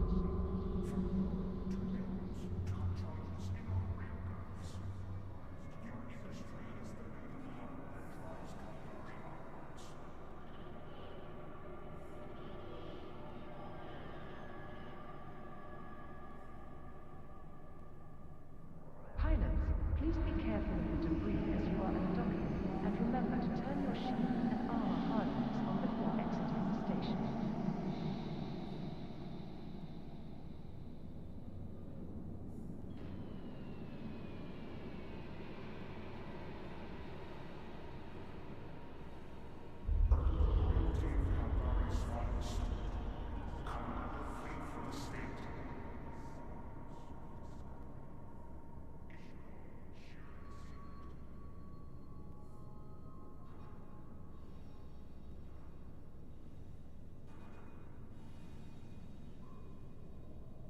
Pilots are reminded not to engage in unlicensed discoveries of all ISO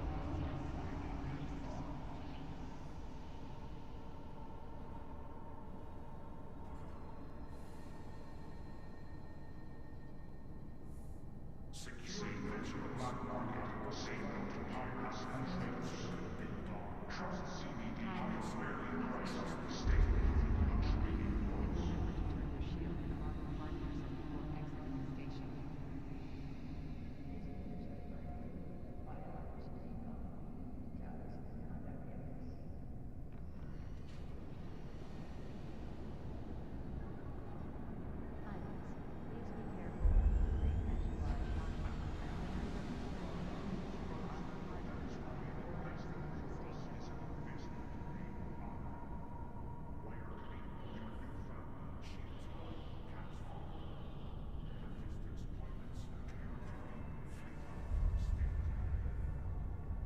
Jitar Trade Hub is not responsible for monetary loss due to local chat scams.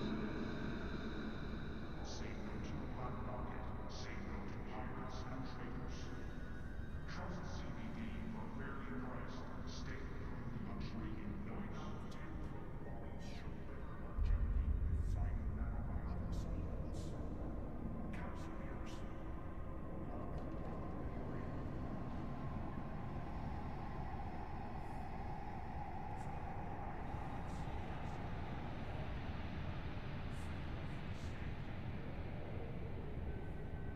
Please take extra care during our renovation works.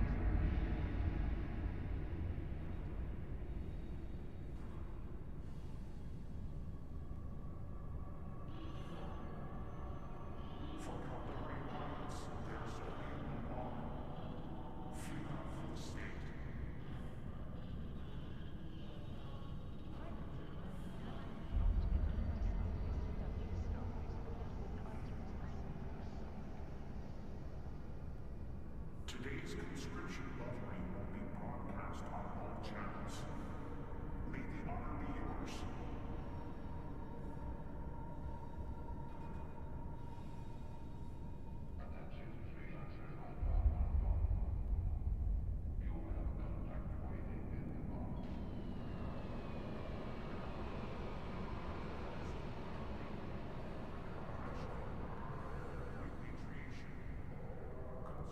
Please take extra care during our renovation works.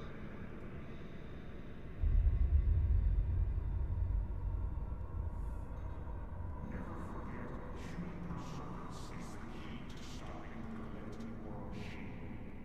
Show them what you're made of in this day. Pilots, please be careful of the debris as you are docking, and remember to turn your shield and armor harness on before exiting the station.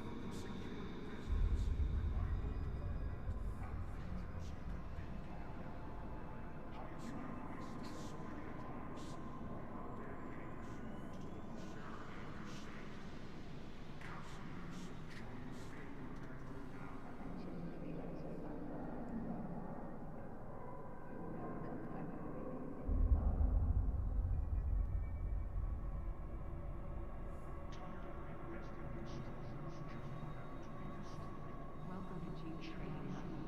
Please note that tech reports of scammers in the local area.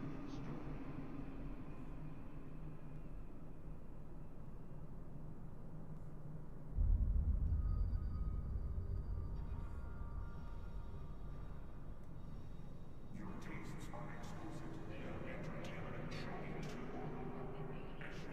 The choice for fit contemporary cultural hall films.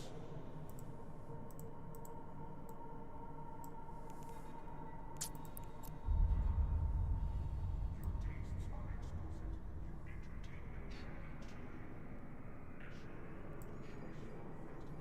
Pilots, please be careful as you are undocking, and remember to turn your shield and armor harness on before exiting the station. When you are serving with the best, you deserve the best. By my die, we blow the competition away. From the work to wheels to the charges in our railroads. Your industry is the railroads.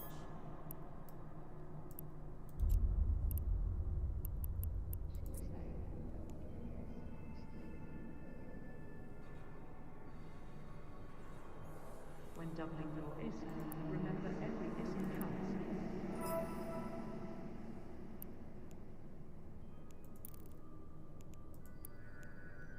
Our state is under threat from foreign interference. Interference with our nation's ration card revisiting any of the stations of our languages or tricksters. The choices may be limited, but the honor of your sacrifice is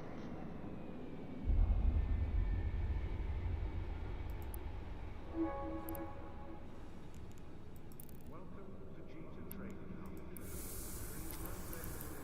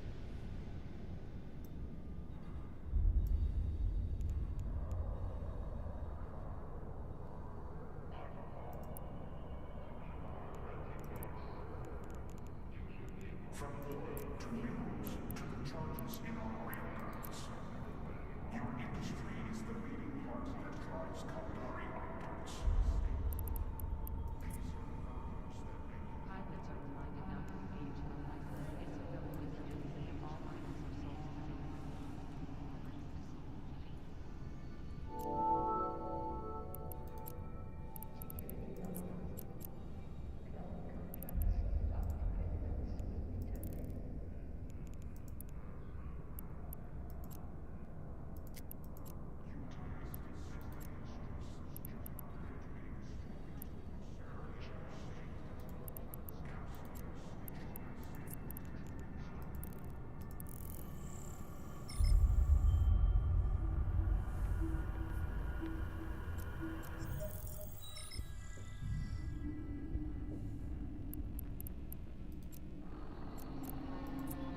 Warp drive active.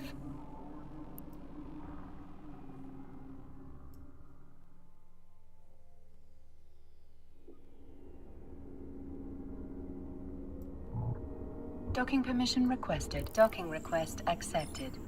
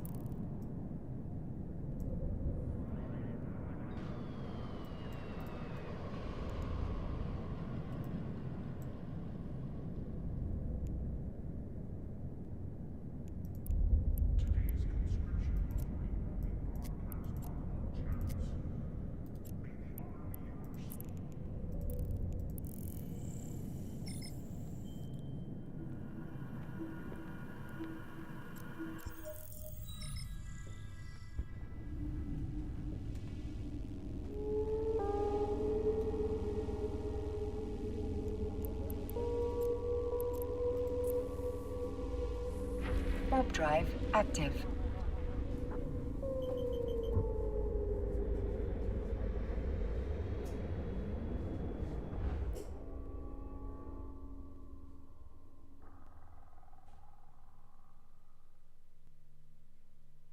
Docking permission requested.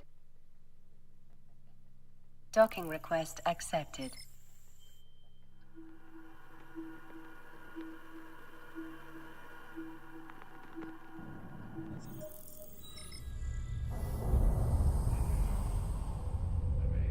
Please take extra care during our renovation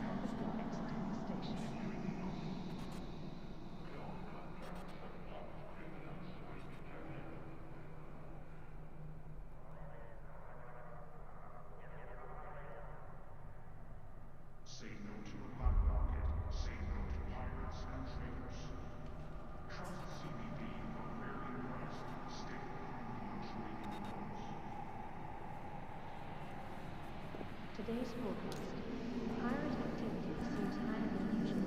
Please fly safe as you exit the station.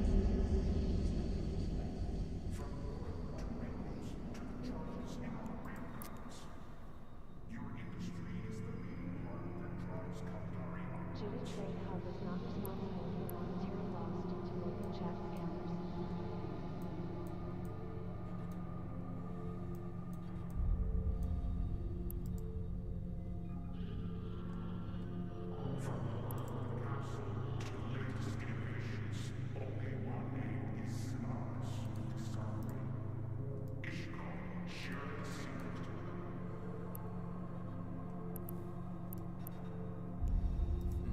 Ciekawe co to. Pilots are reminded not to engage in unlicensed government stealings unless all items are sold.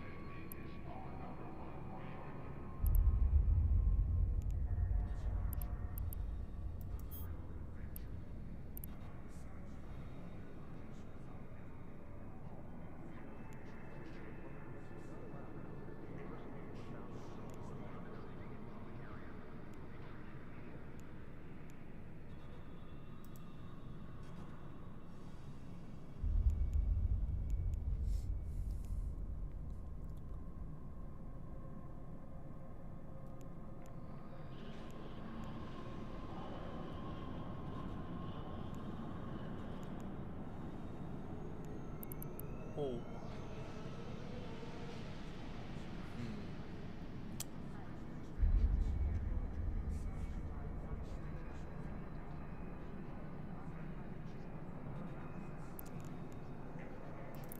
Rozumiem.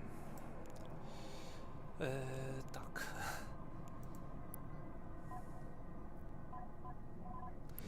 No to trochę kasy potrzeba jeszcze.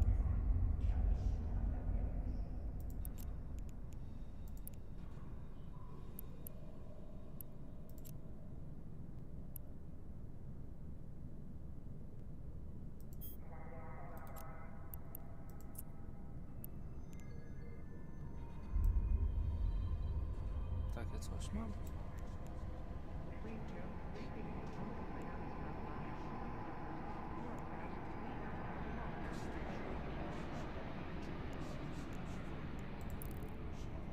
Okej. Tak, tą amunicję kupiłem przez pomyłkę.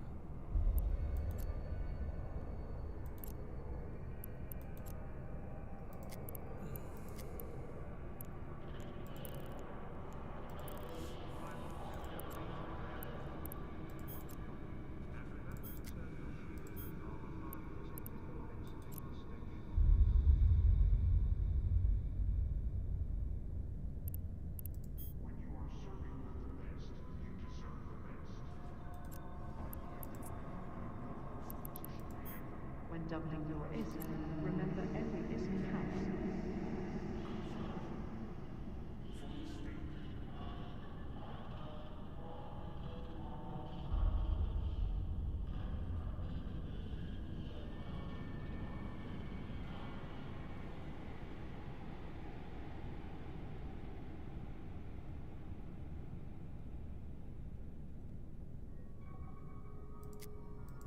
Our state is under threat from foreign interference. Interference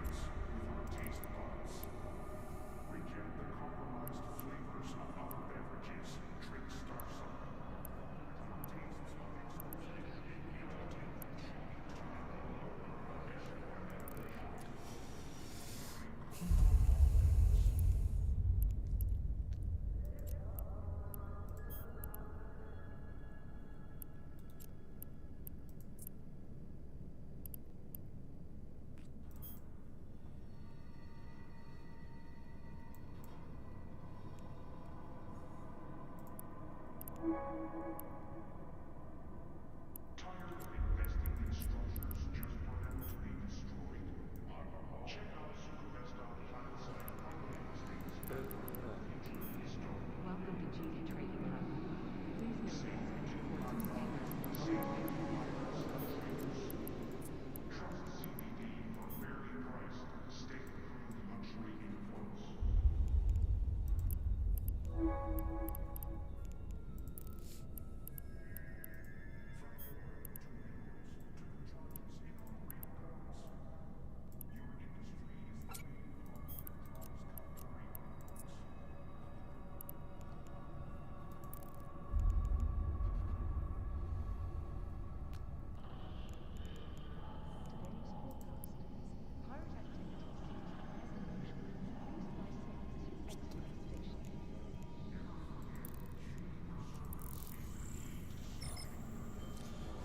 Trzeba porobić jeszcze troszeczkę.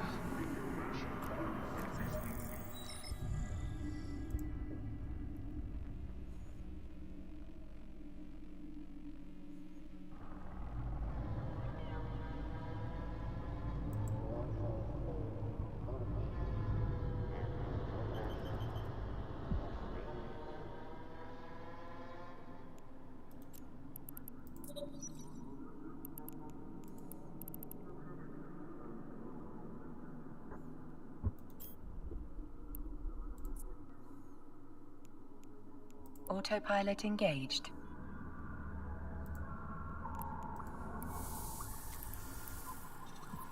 Warping to Stargate. Warp drive active.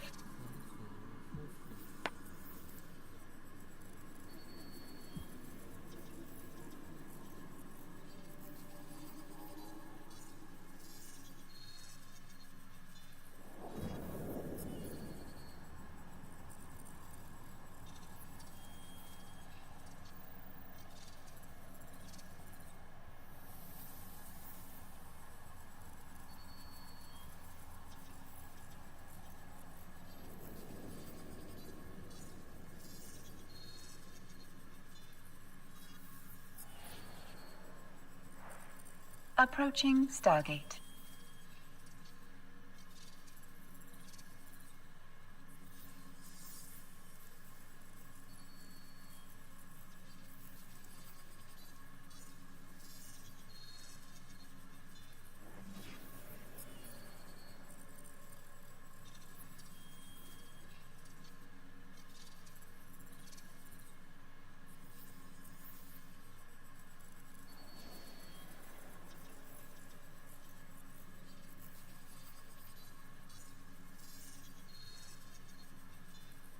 Autopilot jumping.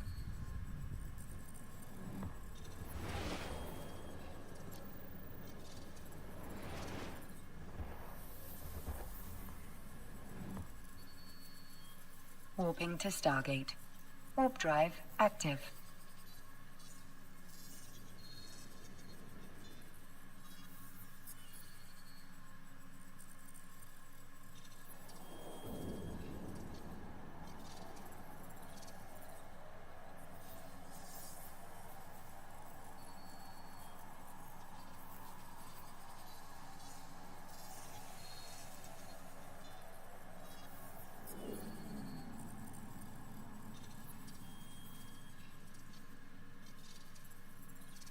Approaching Stargate.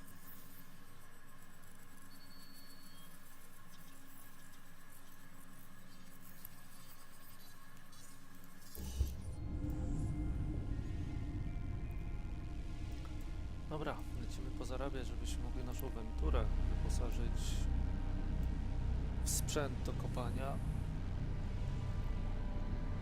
chmur gazu w anomaliach. Autopilot jumping. Autopilot disabled. Waypoint reached.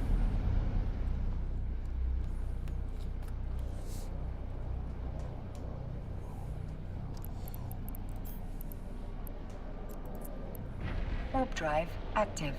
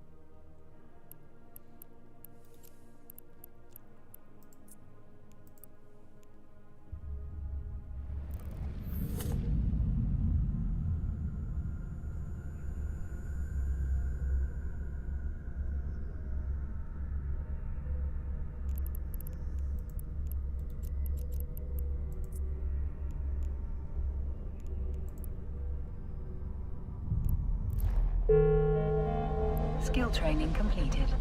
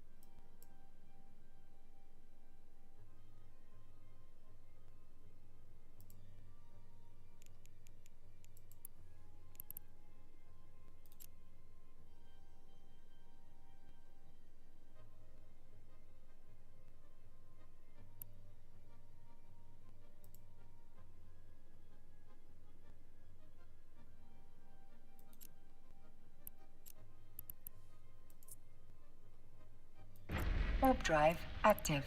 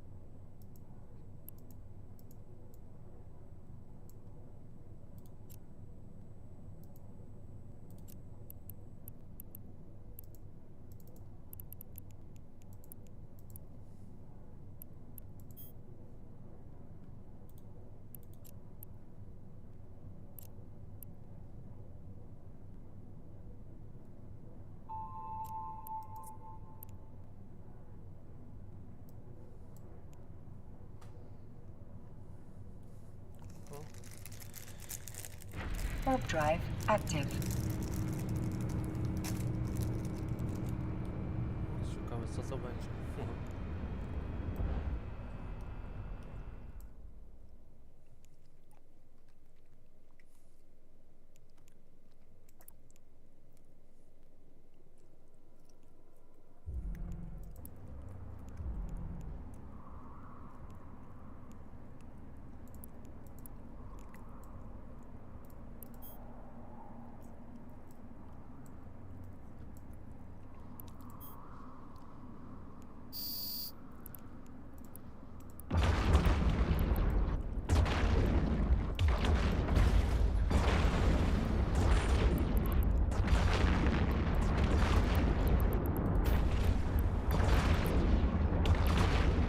Warp drive active. Dobra, to nie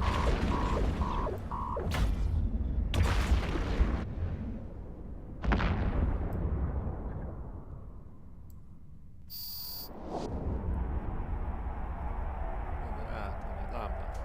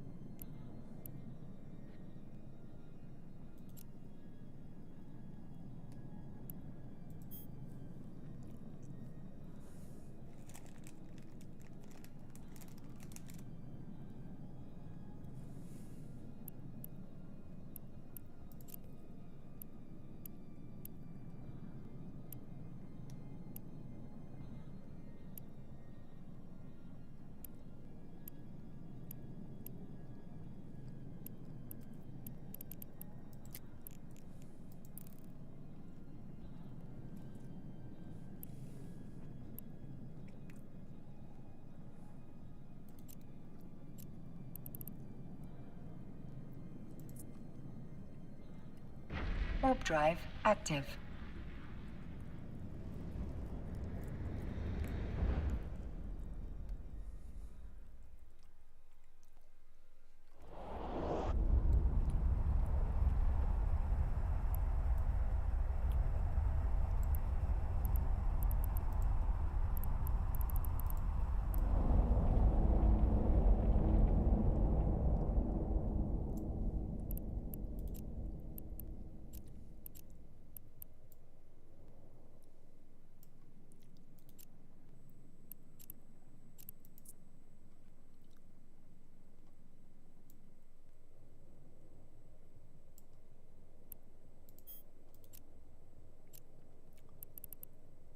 You cannot warp there because natural phenomena are disrupting the ship.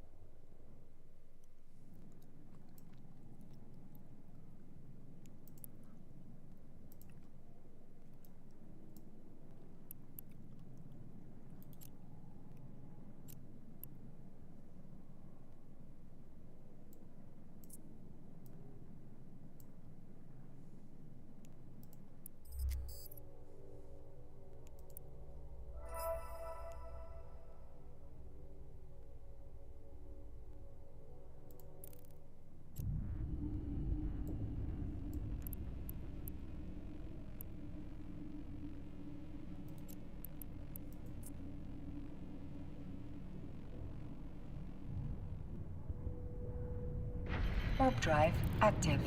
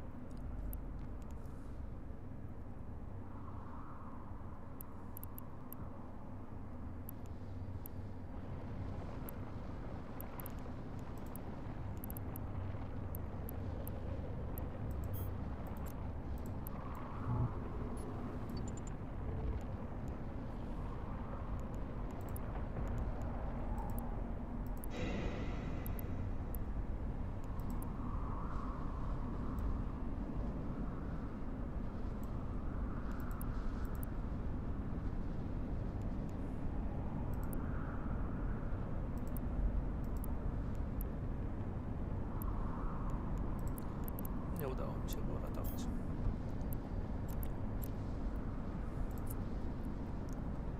Warp drive active.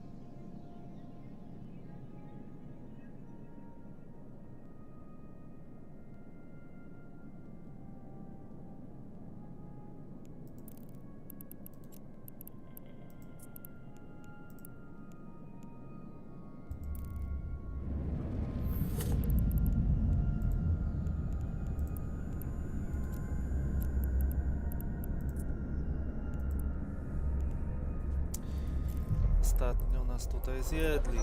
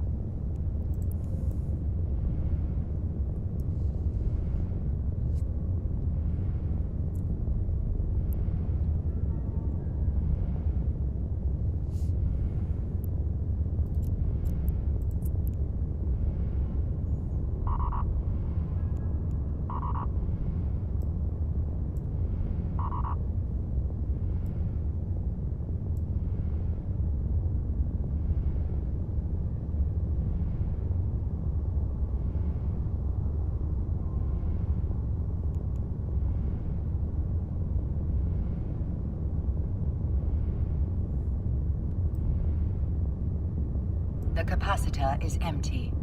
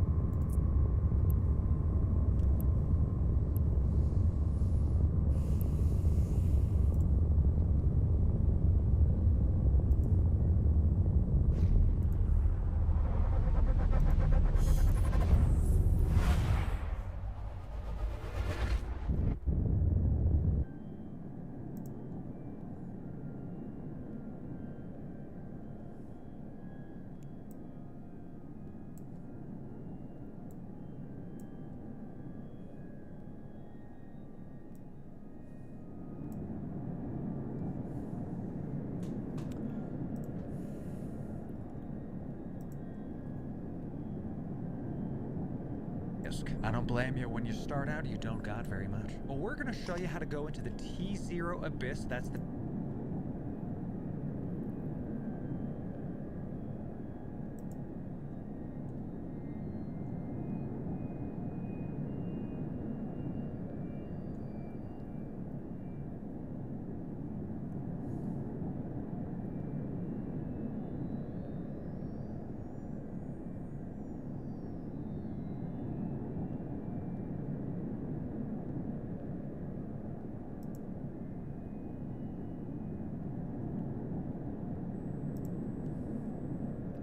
line, and you could be making tens of millions of ones or any of the filaments with calm in their name, with T0 being the...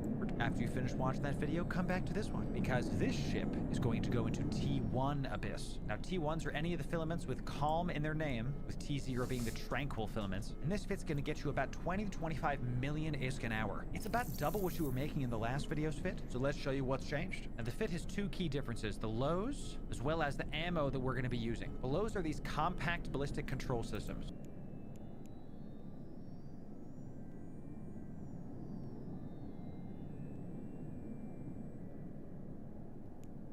Now, this is a variation on the Tech 1 version, and these increase the damage that your missiles do. The other change is going to be the faction ammo that you're now using. This is up from the Tech 1 version. Now, why only these changes? Both those changes are going to get you up to 112 DPS, up from the high 80s that we were in last time.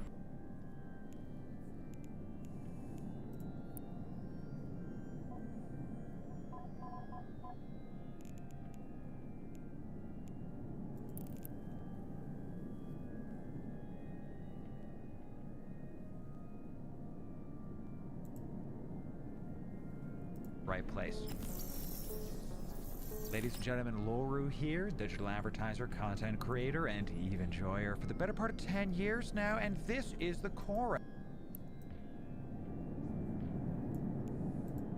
Now, it's the same ship from our last video with some slight modifications. Now, if you're brand new to Eve and you missed our last video covering T0 Abyss, do not miss that. We cover a bunch of basic tips you're going to need to move forward. After you finish watching that video, come back to this one, because this ship is going to go into T1 Abyss. Now, T1s are any of the filaments with calm in their name, with T0 being the tranquil filaments, and this fit's going to get you about 20 to 25 million ISK an hour. It's about double what you were making in the last video's fit, so let's show you what's changed. Now, the fit has two key differences, the lows, as well as the ammo that we're going to be using. The lows are these compact ballistic control systems. Now, this is a variation on the Tech 1 version, and these increase the damage that your missiles do. The other change is going to be the faction ammo that you're now using. This is up from the Tech 1 version. Now, why only these changes? Both those changes are going to get you up to 112 DPS, up from the high 80s that we were in last time. Now, if you're following us and the numbers on your screen don't really match mine, it's because of the skills that we've been growing as well. We're going to get into that later in the video. So let's go through the full fit fast. Full fit fast, I like that. Starting off with the highs, you have 7 of the arbalest missile launchers. We had somebody correct my pronunciation last time, thank you. And this is one of the main reasons you're going to be starting with destroyers for this. You get a crap ton of highs, you can do a lot of DPS early that are not necessarily skill dependent. No updates to the mids from our last video. This is where all of the utility comes from. Your shield booster is going to heal you when your shields get low. Your cap recharger is going to make sure that your capacitor, your mana, your energy, whatever you want to call it, replenishes faster. Shield extender is going to give you more overall HP. And your micro warp drive is going to make sure that you go nice and fast. Now, because the Corax does not have a lot of low slots, we're just going to stick with some plus damage. And then finally for the rigs, we have small bay loader. This is going to increase our missile damage. Our EM shield reinforcer. The Corax has 0 base EM shield resists, so make sure you get this rig to plug that EM hole. And then finally we have a core field defense extender. This rig is going to give you even more stacking EHP. I went through that fast because the differences between last video's fit and this video's fit are pretty minimal. The main thing you need to do is improve your skills. So let's show you which skills to work on. When you open up your skills tab and you go to missiles, anything you see on my screen right here is a skill that you should be using. Each skill is going to increase your DPS, your chance to hit, and the overall effectiveness of your abyss running. Now, you want to prioritize the skills that are a little cheaper to get. You can do this by right-clicking them and going to view market details. If you're in a trade hub like Jeddah, you can see that this rapid launch skill book is only going for about 80,000 ISK. Most of these skill books are less than 100,000 ISK a piece. Now, a couple skills are a bit expensive, like this warhead upgrades. This goes for 2 million a piece. Yet all these missile skills to increase your overall damage and your chance to hit the targets. The next skills you're going to focus on are some shield skills. Now, you want to get the shield compensation skill. This is going to use less capacitor every single time you use one of your shield boosters, and you're going to want to get shield management. This increases your base HP overall. Now, hear me, both the missile skills we just talked about and these shield skills apply to every single ship. So even though it's not so sexy to like give me more HP, the more you get in these, the better every single one of your ships is going to be. Do not sleep on these. Another one you're going to need is shield upgrades. This is going to make it easier for you to fit bigger batter modules down the line.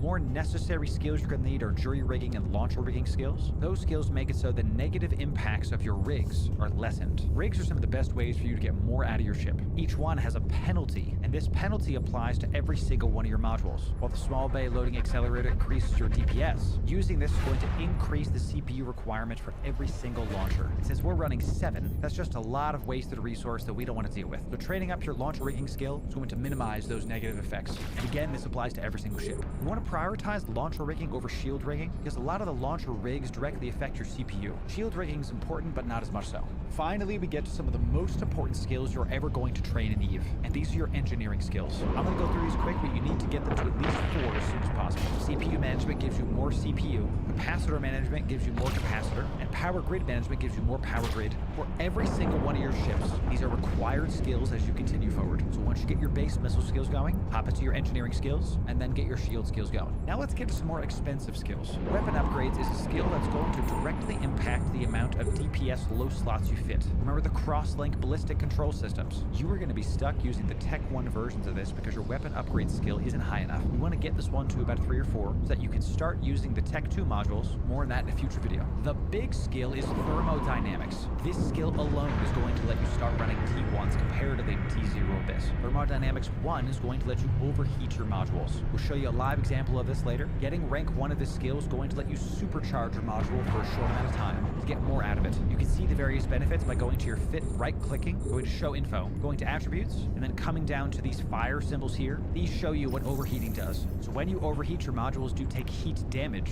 This is going to eventually break your module, making it unusable. So you can't leave overheating on forever. Now you'll see when we're overheating our shield booster cooldown is going to be 15% faster and also give us 10% more shield bonus. This means instead of 30, we get 33 shield. Doesn't sound like a lot, but every single cycle and against some of the T1 Abyss, you're going to need it. Now thermodynamics is a bit more of an expensive skill. Costs about 8 to 9 million depending on the day. I want to show you alpha something that's going to help you buy things a little bit more effectively. You can apply this system I'm about to show you onto any item, not just this one skill book here. We're going to be using something called buy orders right here. Now you could buy this book right now and you'll pay 9 million ISK. But you see some buyers down here are willing to pay 4.2 million ISK instead of the 9 million ISK. Roughly speaking, the sellers have the book in hand and they're willing to give you the book if you give them this amount of ISK. The buyers have the ISK in hand and are telling the market, I'll give you this much ISK if you give me the book. So roughly speaking, if you want to try to acquire the item for cheaper, you're going to put your ISK up into the market, it's not in your wallet anymore, and wait to see if somebody buys it. But if you're willing to wait a little bit, and if you get a little bit lucky, you can get your item for a little cheaper using the buyer's tab.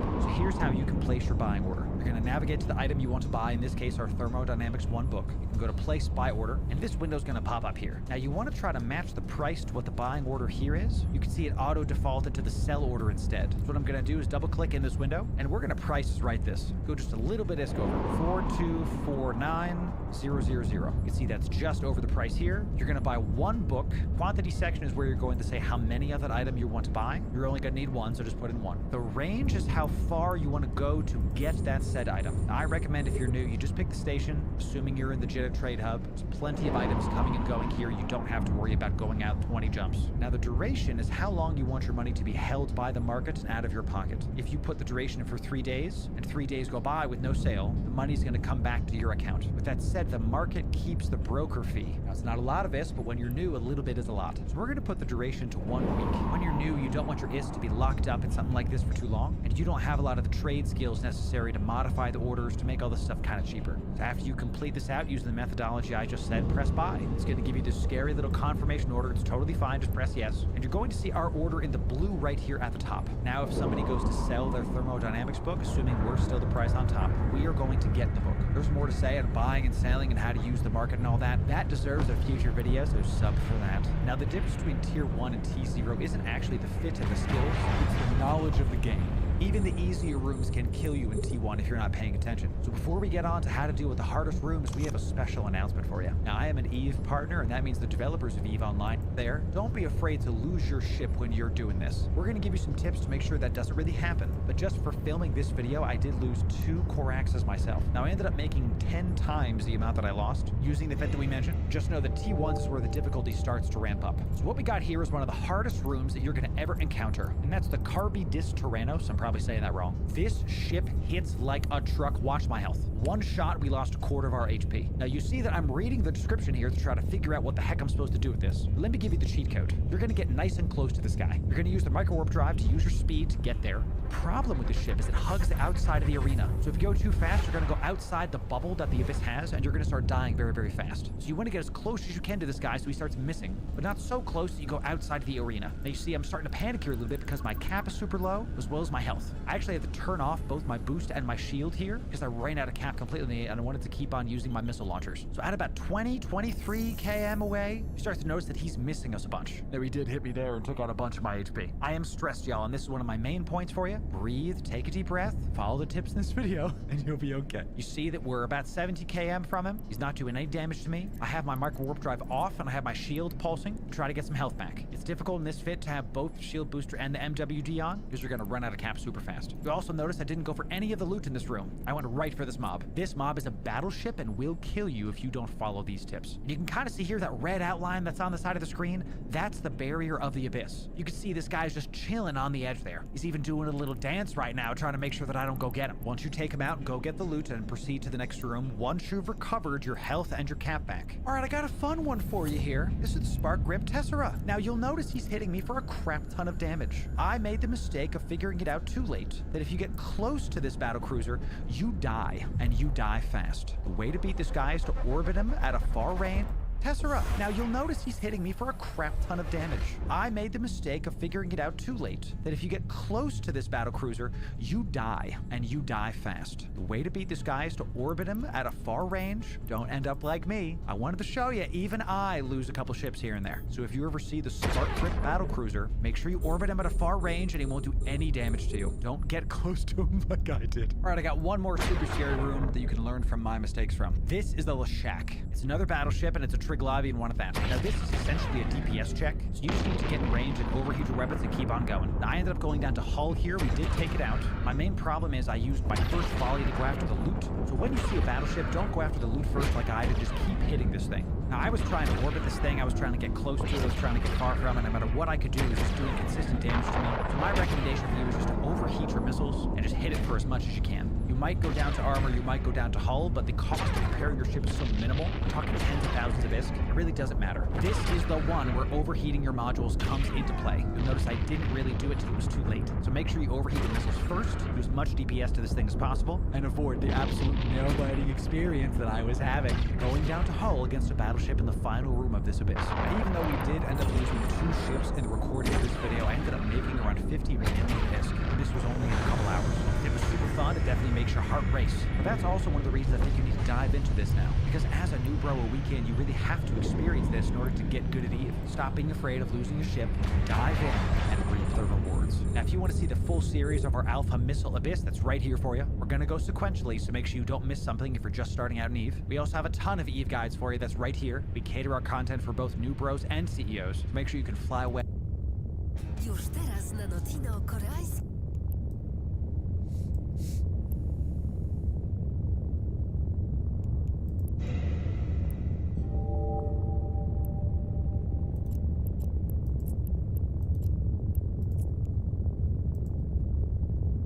You never get hit. That's the name of the game with the Caldari Navy hookbill. This is vid 3 of our Alpha Abyss series, so if you want all the tips, fits, and tricks to get all the ISK out of your free-to-play account, you came to the right place. Ladies ladies and gentlemen, welcome in Lauru here, digital advertiser, content creator, and Eve enjoyer for the better part of 10 years now, and this is the Hook Bill. Now, if you're brand new to Eve, this is vid 3 of our Abyss Alpha series. Every video in this playlist is chock full of goodies just popped up in the right corner for you. So why the Hook Bill next? I thought we were in a destroyer. Why are we going back to frigates? Well, how the Abyss works is that you're actually going to get more loot if you're in a smaller ship. Only cruisers, destroyers, and frigates are allowed into the Abyss. Cruisers are more tanky, can do more damage, but get less loot. Destroyers are in between and get more loot than cruisers. Frigates are the least tanky, the fastest, and don't necessarily do as much DPS as the cruisers. We'll get to that. But frigates get the most loot. They get about 3 times as much loot as the cruisers. So even though you're not necessarily in a better ship, you're going to be getting way more ISK per hour in the Hook Bill. Now, in my tests, we were making between 35 and 40 million ISK an hour with this, doing the same Calm or Tier 1 Abyss we were doing with the Corax in our last video. So it's effectively double the ISK per hour you were making in the previous ship. And this is due to a couple reasons. The Hook Bill has some awesome traits that increase its damage. A stacking bonus to light missile damage, as well as a stacking bonus to almost all the missile type damage. The only damage type the Hook Bill does not increase is kinetic damage, which is totally fine. And then finally, more max velocity. You can hit stuff further away. You're going to want to take your Caldari frigate skill up to 4. This is the maximum that you can do as an alpha, and it's going to get you the most out of the ship. Now let's dive into the fit. Total cost here is going to be about 20 million ISK. This includes a starting filament pack. With each video in this series, the fits are going to get a little bit more expensive. You do have to spend money to make money. Now the highs, we are going to use 3 of the light missile launcher Tech 2s. You're going to use Tech 2 launchers, but you're still going to use the faction ammo. I've been prioritizing other skills and have not been able to get the Tech 2 ammo yet. We'll talk more about skills in just a sec. For the mids, we've opted for more of a buffer tank with our small shield extender. The extender increases the amount of raw shield we have, and then we have a small shield booster that we can leave on all the time due to the fact that we are cap stable. We are cap stable due to our 2 engineering modules here, a cap recharger, and a small cap battery. The battery gives us an increase to our overall cap, and the recharger increases the rate that we recover that cap. And finally, we have an afterburner. This is going to increase our speed. Now, we're not running any increases to our resists in the mids because the afterburner is going to do that for us. Now, in our past video, the Corax uses a micro warp drive and goes way faster than the Hook Bill. But the Hook Bill is a smaller ship, so even though it's going slower, it's more difficult to hit. So if you're playing this right, the enemy ships are going to have a harder time hitting you. So we don't need the resists. Piccolo would be proud of me. We're dodging all the attacks.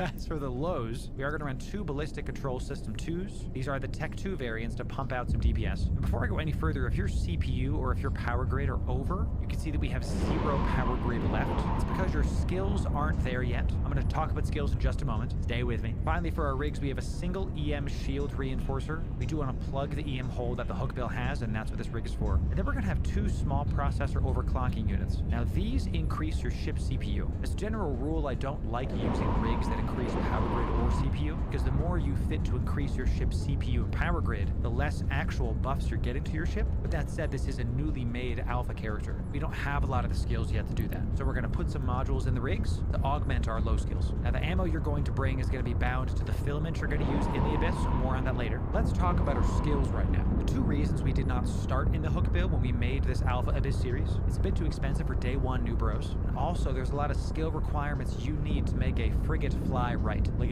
Frigate fly, you get the idea. You're going to look at every single skill here that has a white box next to it under the A missile module tab, has run and out you're going of to train charges. these up as high as you can. Next thing you're going to do is go into the navigation tab and get every single one of these skills too that have white boxes next to their names. In the shield tab, you're going to make sure you have shield compensation skills, shield management, and shield operation. And finally, you need to get these engineering skills up as much as possible. CPU management, power grid management, and capacitor management are going to increase the resources on every single one of your ships. So if you're noticing that your CPU and power grid are over, it's because those skills under the engineering tab are not as high as they should be. And finally, y'all, you need thermodynamics and weapon upgrades. Weapon upgrades is going to let you fit a lot of A good stuff module come has down run out pipe, of and you're going to charges. see how we utilize the overheat mechanic that the thermodynamics skill offers later in the video. Literally saves our life. Now, some of you are looking at this going, 16-day skills, Laura. That's a long time. I completely understand your pain. This is an alpha character on purpose. I wanted to feel the things that y'all are feeling, see the struggles that alphas are going through, since it's been a while since I was in this position. So what I recommend you do with these 16-day skills is don't train them, buy them. Now wait before I lose you. You don't need to get Omega to do this, and you don't need to spend a lot of money. There's something called daily alpha injectors, which you can find by going right into the Eve store and typing daily alpha, and here they are. Now, if you drop 5 or 10 bones on this, and speed up your skill training by a lot. You can only inject one of these a day, so what I've done in the past is I buy a couple of these, I bring in my 16-day skill at the top, inject some skill points on top of it, train as much as I can, and move it back down. Point is, I'm not going to use the daily alpha injector on these like 2-day, 3-day skills. There's no wasted skill points here. I just want to make sure that I'm using something I bought to speed up these half-a-month training skills. Now, you could go into the new Eden store and buy Plex that way, but as many of you know, we are affiliates with Marquee Dragon's EVE Online store. You can get the same items you would have in the shop for cheaper if you go to his store and use code LORU at checkout. As of the recording of this video, there's a bunch of these awesome Bloodlust packs. We're recording this around Halloween. So if you want any of these, just add something to cart, and at checkout, you're gonna put code LORU right here. Press apply, and you can see your discount was applied. Now, I know it's not a lot of money off, it's only 3% off, but it's the same items as in the EVE store, just for less money. And in full transparency, I do get a kickback if you use my code. So if you're an alpha and you just want to speed up your training a little bit, head down to Marquee Dragon store, get you some Plex. It's delivered instantly to your character in-game, and then you can buy your daily alpha injectors from there. It's a win-win-win no matter what you're looking at. Now, that code LORU does not expire, so anytime you want to get some items, just remember to use my code, and you're going to get it for cheaper. Thank you very much. Now, with my current skills, we're going to do just under 100 DPS with 4,200 EHP. That amount of DPS, coupled with our speed, is going to let us go into specific abyss. We're going to be doing two mainly. We're going to be using the dark and the gamma filaments. Now, we have full walkthroughs of each at the end of this video, but just to sum up, gamma filaments are going to increase your shield HP, but reduce your explosive resistance. Now, your explosive resistance is the highest one you have for your shield, so we're not too worried about that. The enemies in the abyss also get bonus shield HP and a reduction to their explosive resistance. So when you run the calm gamma filaments, you're going to bring the Nova Light ammo. Caldari Nova Light is going to do explosive damage, and I recommend running calm gammas if you're just getting into this fit. It's a little bit more forgiving and isn't so high on the skill cap because of that increased shield buffer that you have. As you get better with this, you're going to dive into the dark filament. Now, dark filaments, you and everything else in there is going to get a bonus to your velocity. You go real fast, and the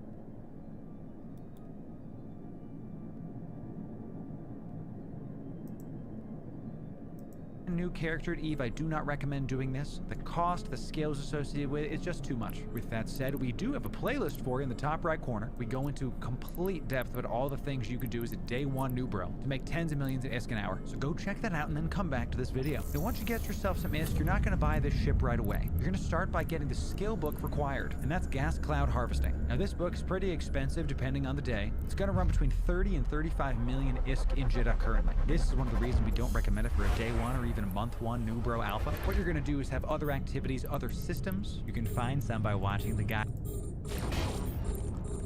It was a long time ago.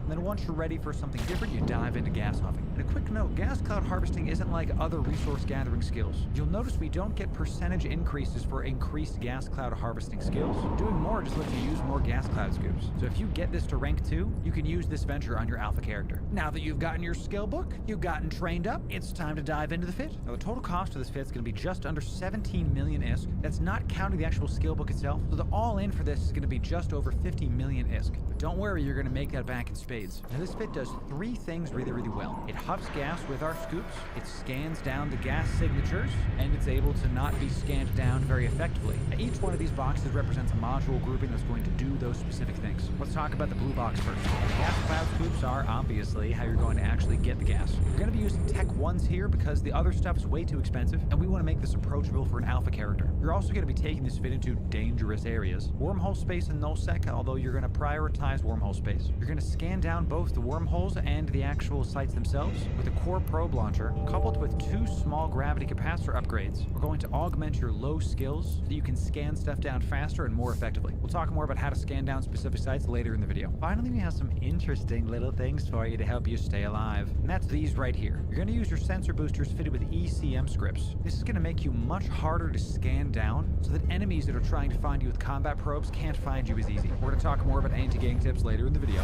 Now there's one more module group we haven't talked about yet, and that's these right here. This is your micro warp drive as well as your nanofiber structure. Micro warp drive makes you go fast. You're going to orbit the gas cloud to make it harder to tackle you down. And the nanofiber structure is going to help your align time as well as your maximum speed. Final thing you're going to bring with you is 2 Hornet 1s. This is more of a defensive measure if there's another venture on belt. You're not actually going to be able to kill any rats with this or kill any players. These are basically there if you want to assert your dominance on some other weaker alphas. Weaker alphas? So you'd be the alpha of alphas if you force out another alpha venture. Do you follow me? Now the venture has a mining hold that you're going to get all the gas into. You can see this by right-clicking your venture, going to show info, attributes, going all the way down to the mining hold here. Now if you fill up the venture's mining hold, you're going to pay for this entire fit and then some. All you have to do is get back to base once, and you'll pay for this fit. Everything after that is just free ISK. Now before we show you some in-space tips and all the things you need to know to make a bunch of ISK with this, we got a special announcement for you. As you know, we are down below.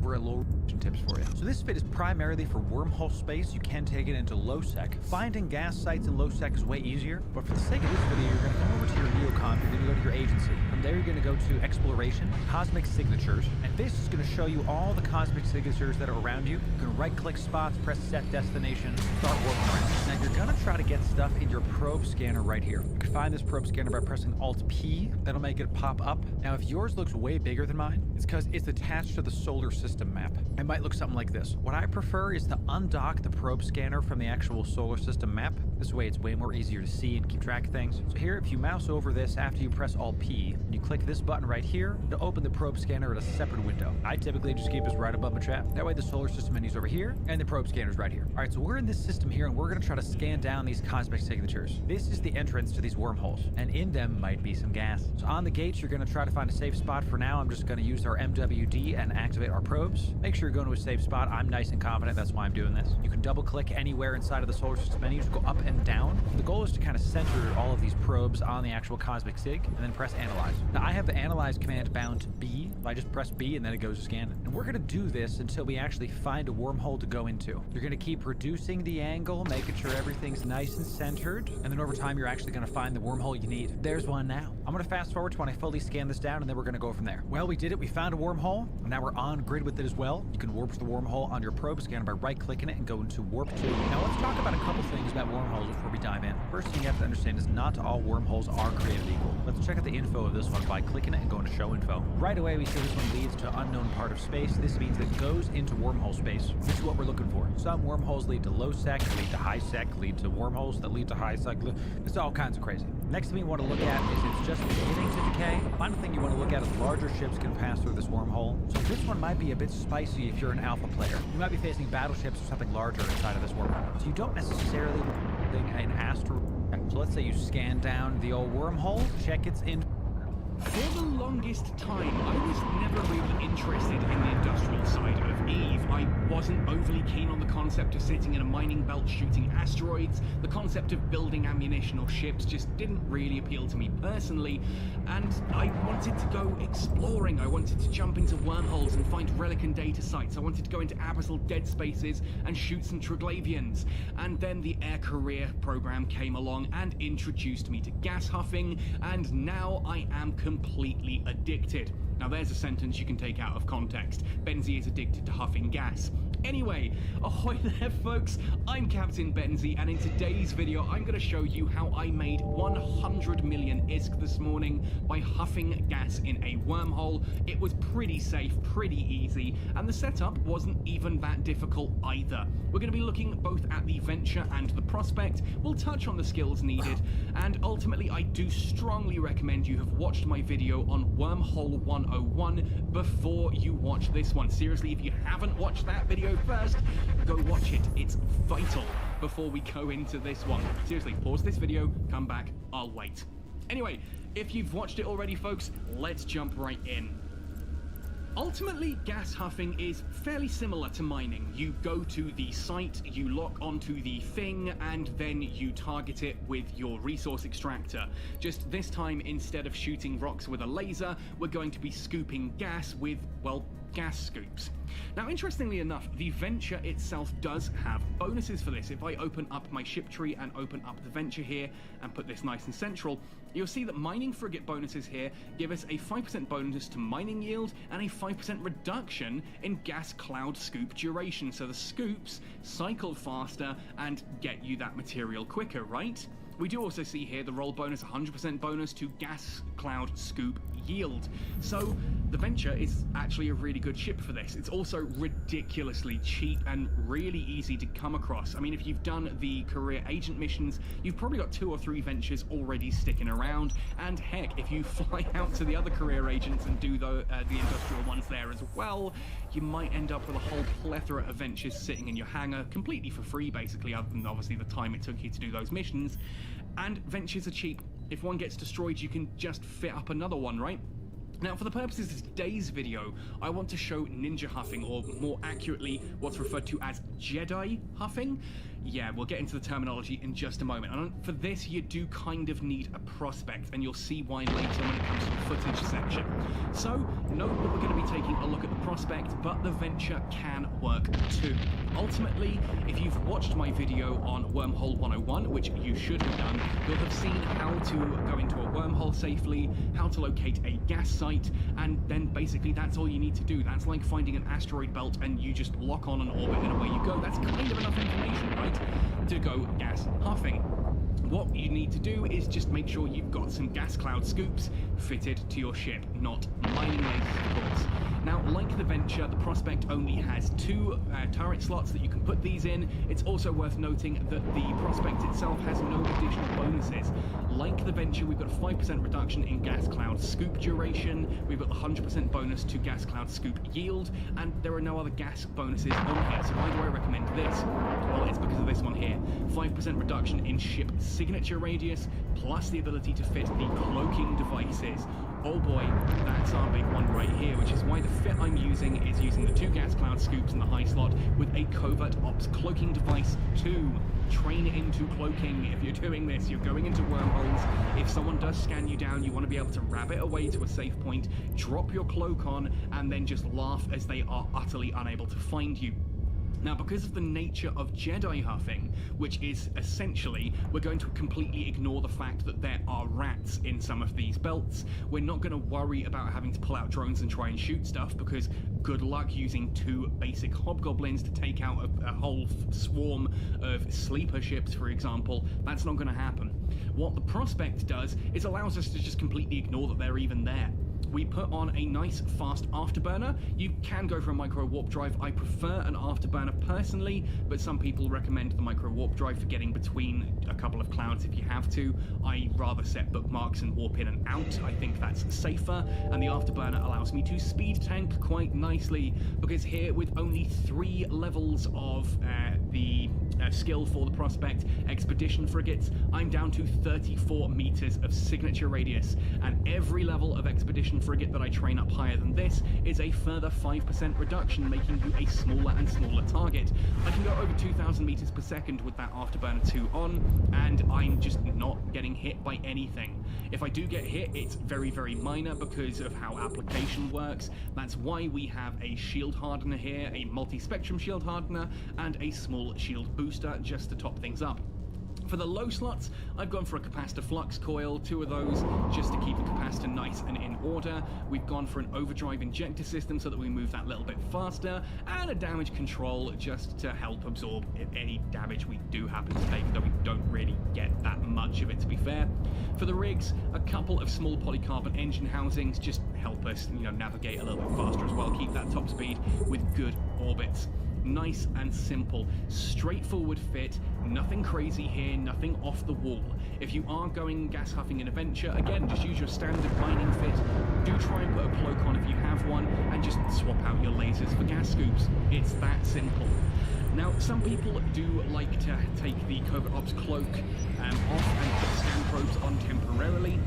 For me, I tend to go in with a secondary ship, something like a probe, scan down the sites I need, bookmark them, come back, grab the prospect, and then fly out. Some people will just use something like a mobile unit, drop that in space and swap the fittings there, but I found I couldn't quite fit everything in my cargo hold as I needed to, and I'm quite happy just setting the bookmarks, jumping in and jumping back out. Now, as to the skills required for this, we're going to go into the skill menu, and if we go to resource processing, then the first thing you're going to need, of course, is gas cloud harvesting. This is vital. You cannot fit gas scoops without having this skill trained at least to 1. If you have gas cloud harvesting at 1, you can fit 1 scoop. If you have gas cloud harvesting at 2, you can fit 2 scoops. It's an additional scoop per level. Now, why do I therefore want to take this above level 2? Because I've only got 2 turret slots, right? Well, simply if we go into show info here and go to required 4, you'll see that if we want to have the gas cloud scoop 2s, yeah, we need to train this all the way up to level 5, and these have double the yield of the standard gas scoops. You want these things on the ship. Get it to 2 at minimum so that you can have 2 of those scoops equipped to your ship, but then go all the way up to 5 to make sure that you get the gas cloud scoop 2s fitted to the ship. Obviously, the faster you can get your ship going as well, the better. You are going to want to obviously have navigation skills, afterburner skills, that kind of thing. Probably some...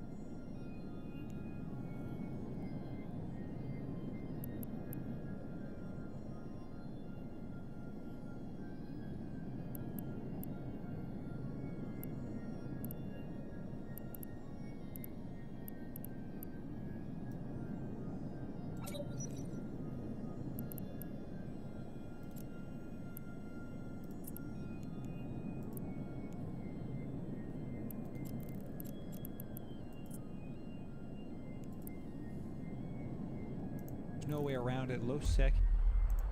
Hello, Consigliere. My name is Gildy. Welcome to EVE Online. To help. First, a quick recap. As an alpha, your ISK per hour while mining is easier thanks to the ship bonuses. Links to the example into with your little exploration setup is the ordinary perimeter reservoir. It is the only wormhole gas site that starts with turrets, which will blow you up if you jump in. The rest of the gas sites will spawn sleepers, but only around 15 to 20 minutes after you get into the site and trigger them, so you can do what is called ninja huffing and collect all the gas you can in that time before they spawn. So, if you find gas sites in wormholes, unless you are already in your venture, do not warp to them to not trigger the spawns. Before warping, if you want to check which gas is present in a site and which is more expensive, you can pull up this EVE wiki page with all gas sites in the game and then pull the names of the gas into an appraisal tool like Janus. Link to both will be in the video description. That is because prices of materials keep changing depending on the supply and demand, so the ISK hour I presented before might be a little bit different every day. Lastly, let's go through some workplace safety tips to make this huffing experience more enjoyable. First of all, when you enter a wormhole system, drop its name into zkillboard.com. This way you can check if there was any recent hunting, if there is maybe some corporation that keeps hunting there constantly. Both of those are bad signs, as they might mean that there is still someone sitting there waiting for prey, or that the wormhole is inhabited and locals will drive you out. Opening system map and looking for stations is also a good indicator to see if someone lives in a wormhole. Secondly, wormholes are null security systems. This means that bubbles can be used, and some hunters will drop in a site with an interdictor and drop a bubble, hoping to catch a huffing ship. To prevent that, I usually move away from the warping point around 30 kilometers to be safe, just in case I would not see an interdictor coming in.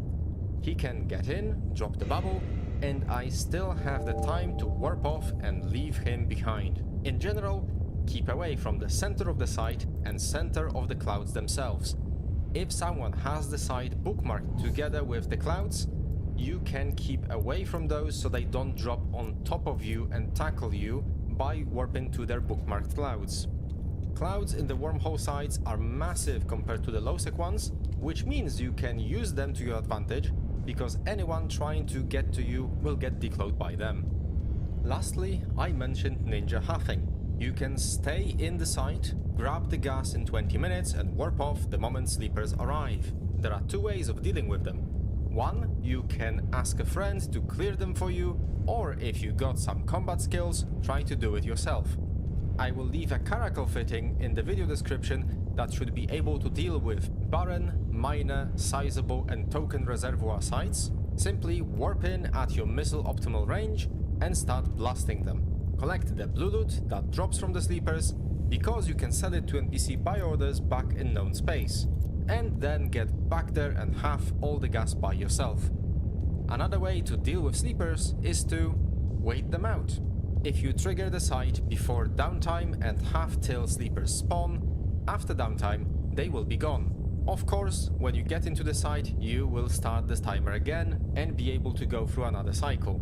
And sometimes sites break and won't respawn sleepers at all, leaving you with ISK in cloud form. If you enjoyed this video, share it with a corp mate that might need it, leave a like and subscribe to see my future uploads. If you are interested in what I will talk about next, my videos go up every Sunday. And hello, Consigliere. My name is Gildy, and welcome to EVE Online. Hey newbie, so you wanna do mining, eh? Let me tell you something. Mining Veldspar all day with that venture will make you burn out in a week and leave New Eden. Especially if you want to earn ISK to do something else and have fun. How about something similar, which will involve more activity and teach you a thing or two about the game mechanics while you get way more ISK? Come with me, I'll show you what I mean. Ore mining for alpha characters is not the greatest way to make ISK. There are ways to do it, but you are then stuck to running in low-sec really, sitting in ore anomalies that everyone can easily get you in, and I mean enter system, descan you, warp, and blop. It can be a learning experience, but let's make it a challenge for the hunters as well, while you get your risk, shall we? Enter gas harvesting, an activity that with a little bit of exploration on the side can get you good ISK, teach you a thing or two about awareness in space and avoiding ganks, while you get very good ISK for an alpha player. At first, let's compare the ISK you can make while mining versus gas halving to get you more interested in the activity itself. The numbers I will be presenting are for an alpha character with maxed out skills for a venture. First, low-sec ore mining. The numbers you see on the screen right now are for a venture that sits in the belt for an hour, jetcan mining or doing whatever is needed to keep mining for the full hour. That is because when you mine ore, you will have to keep dropping off the ore because you mine more than you can hold in your ore hold. So in reality, the income will be a little bit lower. Now let's compare that to ISK per hour for gas cloud harvesting in low-sec, where if you find a site, you can sit in it for most of the hour Skill because training gas completed. harvesting collects less cubic meters, but the material is way more expensive. There is also one more place that everyone can easily get gas from, wormholes, but that's a topic for its own video. As you can see, gas harvesting can be some serious ISK when you get to it. So, how do you exactly do that? First, you will need some skills. There are two that are really important here, namely gas cloud harvesting at level 2 and mining frigate at level 4. Maximum available for alpha players. This way, you can put 2 gas harvesting scoops on your frigate and have the lowest possible cycle time for best halving results. Gas cloud harvesting skillbook can be quite expensive. Right as I am writing this script, you can get it for 39 million through the skill window, or 34.7 million in Jita, but it is worth it, believe me. Next, you need a ship. Not any ship, but the only one ready for the job and available for alpha players. The Venture. The beauty of it lays in the fact that it is enough, and it is as good as any Tech 2 frigate that you can use for gas cloud harvesting. Prospect, for example, the choice of a lot of Omega players, has only the benefit of being able to hold more gas inside. Other than that, it has the exact same speed bonuses as a Venture, so you sitting with one and having the skills I mentioned puts you in a very good spot to start getting your ISK through gas. I will link some fittings for basic halving ventures in the description of the video. With that, you got your basic gas harvesting setup done, but you might need another ship. Gas sites spawn as cosmic signatures. This means that in order to get them, you will need to also get a basic exploration ship that will be able to scan them down. Any of the basic exploration frigates will do, just choose one you have the highest skills for, as it will generally speed up your scanning. If you maxed out your alpha scanning skills, you can even slap a core probe launcher on a Venture and use it to run around low-sec, sit in a safe spot and try finding more sites. I would recommend getting an exploration frigate though, because first of all, they are super cheap, and secondly, if you find a relic site in low-sec while looking for gas, why not go and run it? It's free ISK out there, calling to you. If you got no idea about scanning, hacking and all things exploration, I will make a link to my Exploration 101 playlist pop up on your screen right now, so you can get the basics. So, you got the skills, ship.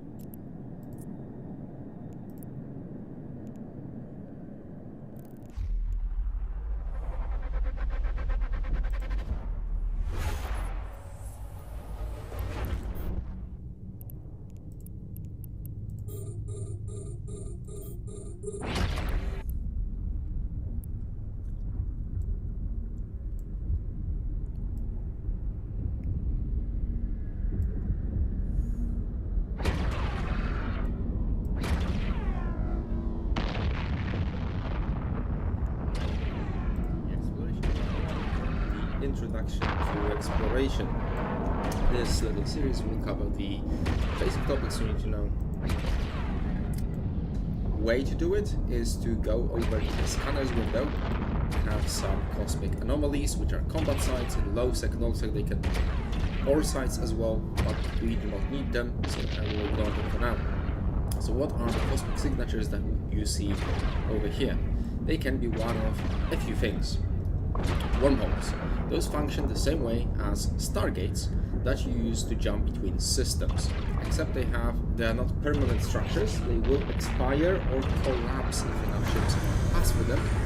They have a set of traits governed by the wormhole type in their name. Once you arrive at the site, they will be covered by me get to that in a separate series, because wormholes are a pretty big subject. Second, you usually have a prefix of the important thing you need to know about relic data sites is the types of them that you can encounter, and those are pirate sites.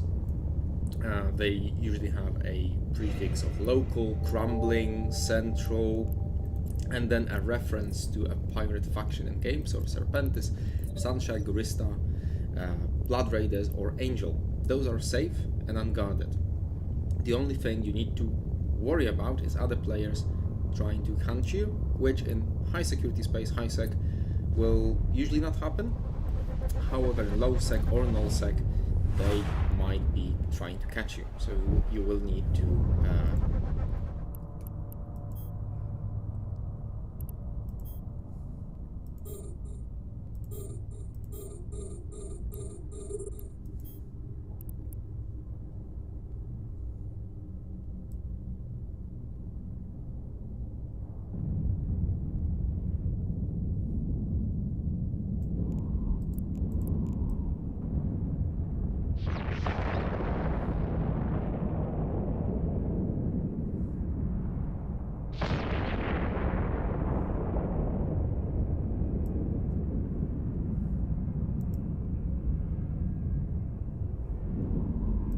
scary, especially when you're in a little miner. Skedaddle, get the heck out of there. Okay, so this is a venture. You don't necessarily want to use a mining barge, especially if you're going in solo into low sec. You just become a target. And with the venture, you're just slippery enough that you can get in, get the stuff again, leave. So here's the fit. It's simple enough. You're going to have Tech 1 or Tech 2 miners. Definitely put some Tech 2 miners on if you can. Micro warp drive, you can use an afterburner, but it's small enough and the power grid's there enough. You can get the micro warp drive with no problem. Survey scanner 2. This is going to be essential, trying to make sure that you are maximizing your yield. You need a survey scanner, especially Tech 2 if you can. Medium shield extender. You will be needing some tank here. You will, because we're going to be fighting some rats. You'll see.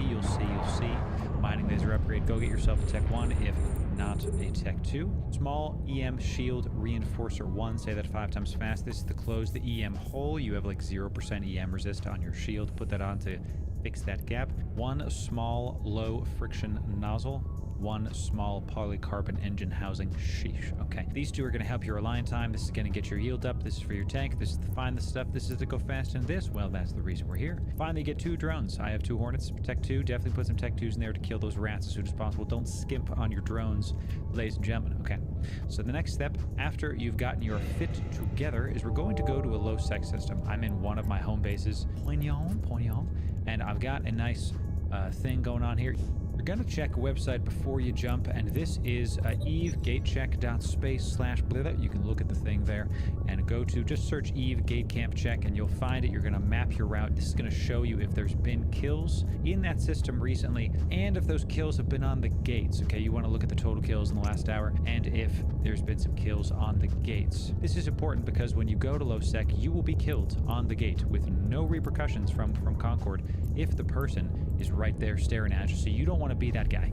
You don't want to be that guy that shows up in some goodies and then absolutely gets popped on a gate. It sucks. And they're definitely looking for people like you in the little venture. So I'm going to go and taxi on over and start the rest of the video, and we're going to show you how exactly to do this, because there is some nuance to this comparatively to high sec mining. We'll see it.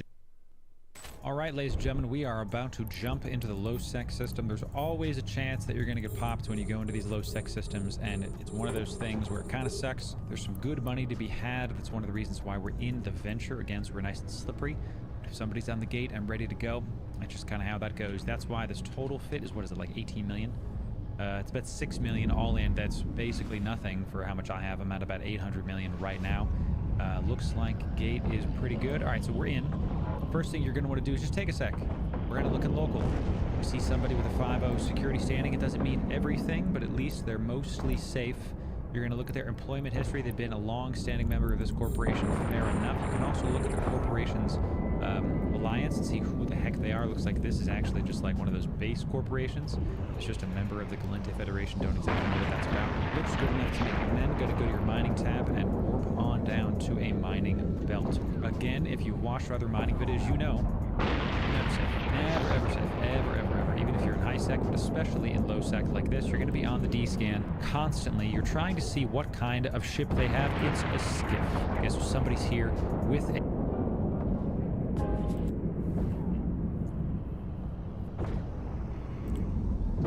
and they have drones. Now, the skiff can kill you. The skiff can target you and kill you. So you got to be careful. Don't be in that system. But this Nisa person, hello Nisa, it's good to see you. We don't have to worry about them because they are on a mining mission just like us. No problem whatsoever. So we come to this first one, and since we're doing this late in the day, we're seeing that there's just not a lot of Kernite. There's Kernite, and there's another one whose name that I forget is the one that we're trying to get. And we're going to orbit this Kernite right here and just get some goodies. All right, so once you find a spot that is close enough to the ore that you're trying to do, I messed up my camp there. You're going to hit this survey scanner, and then you're going to align to a GTFO point. Okay, so I'm going to set my stuff back to a poignant on this account. I've been consolidating a lot. You're going to align yourself to the gate or some kind of get the hell out of here system, to the sun, to a planet, whatever it is. You're going to align yourself to the sun, to some get the hell out of the waypoint. You're going to keep it on your overlay up here. I know it's a little hard to see with my face but you're going to keep it right up here. So that way with one click, you can just press jump.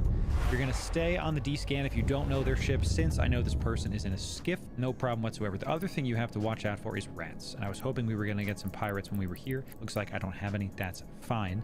Here, let's lock onto this one too so we don't destroy the asteroids so fast. But if there's pirates, what you're going to do is you're going to orbit the asteroid at about 5K, about 6K, whatever is the farther out you orbit, the faster you're going, your ship can go, thus making it harder for the rats to hit you. You're going to throw out your drones, target them, kill them. That's it. You can pick up the loot if you want, but really you're here for mining stuff. So here's a little tip for you. Instead of going after the pirate loot, come into your mining hold and go ahead and slap that bad boy into your mining hold. Get yourself, it's mostly full of the Kernite. Instead of 5,000, it's 5,050. Is it a lot of stuff? No, but it's more than you would have had. So good enough for me. Okay, so let's talk about some things that you're going to be checking while you're here. You're looking at your PvP tab. You're trying to see if there's anything on grid with you. You're looking at your D-scan if you don't already know whose ship that is. If there's any unknowns, you just start going crazy. You're gonna leave if you get spooked. You're gonna right-click the person's name. You're gonna check their security status, their employment history. If they have some kind of description, that's that. Also, yeah, you're not gonna, because I'm coming here late in the day, it's after my day job is done. Typically, most of the valuable ores in low sec are either mined out completely or gone. You're gonna notice that there's literally 2 small asteroids here and nothing else of Kernite. Is there any more Kernite here? I see no other Kernite. So we're literally coming in here at the very end of the day, and there's basically nothing left. It's a sad state of affairs, but to be sure, this is why you got your survey scanner, so you can keep on checking and see how much is left. These Tech 2 miners get about 245 per cycle, so I got like 1.5 more cycles as I go until this is full. The other thing you want to keep on your hotbar is your mining hold. You just want to be able to see how much is left. So you're checking local, you're checking D-scan, you're checking your PvP tab to make sure there's no rats or people hopping onto you to gank you. You're aligning to be able to get the hell out. That's basically it. Now you're just going to bounce around to the asteroid fields and try not to die and get some goodies. Why come to low sec? Because stuff like Kernite, and there's another ore whose name escapes me, Jaspit, I think, sure, is in low sec systems and not in high sec. I believe you could find them in Wormhole too. You can right-click the ore and see where it's from, all that good stuff. If you're a new player and you're doing the AIR, what's it called? The AIR career program, one of the tick marks, that you want to get some free skill points, some free skins, some money, all that stuff. I highly recommend y'all go check out the Air Career Program. It's fantastic, especially for newer players. And if you're an established EVE player, you can knock out a bunch of it. I've gotten so much goodies out of this just for free, just for playing the game. It's awesome. In order to do one of the check marks here, you have to mine some Kernite. So go do that if you're an industrial person in EVE and you want to go get some stuff. The final thing here is we're going to hop around all of these asteroid belts just to try to get as much Kernite, as much Jaspit as we can. I doubt there's going to be any Jaspit. We're going to check to see if there's some more Kernite. That's basically it. You mine to your heart's content, and then if you see somebody on a grid and get spooked, that's that. Nobody else is here. That skiff completely left, and they left an acolyte. Somebody must have left the drone on grid, whatever. So that's basically it. That's the fit. I'm going to go finish out this asteroid belt and some others in the system and head on back to base. Let me know in the comments what you think. How do y'all do low-sec mining? I would love to know your kind of fits because I'm diving into how to get into the more dangerous parts of EVE now. So I'm big into wormhole space. I've been kind of doing that, getting some gas. We have a video on that coming. But how do y'all do low-sec? I would love to hear about it. You're about to see some videos pop up on the screen. Sub to the channel. Like, comment, subscribe. You know what to do. Okay.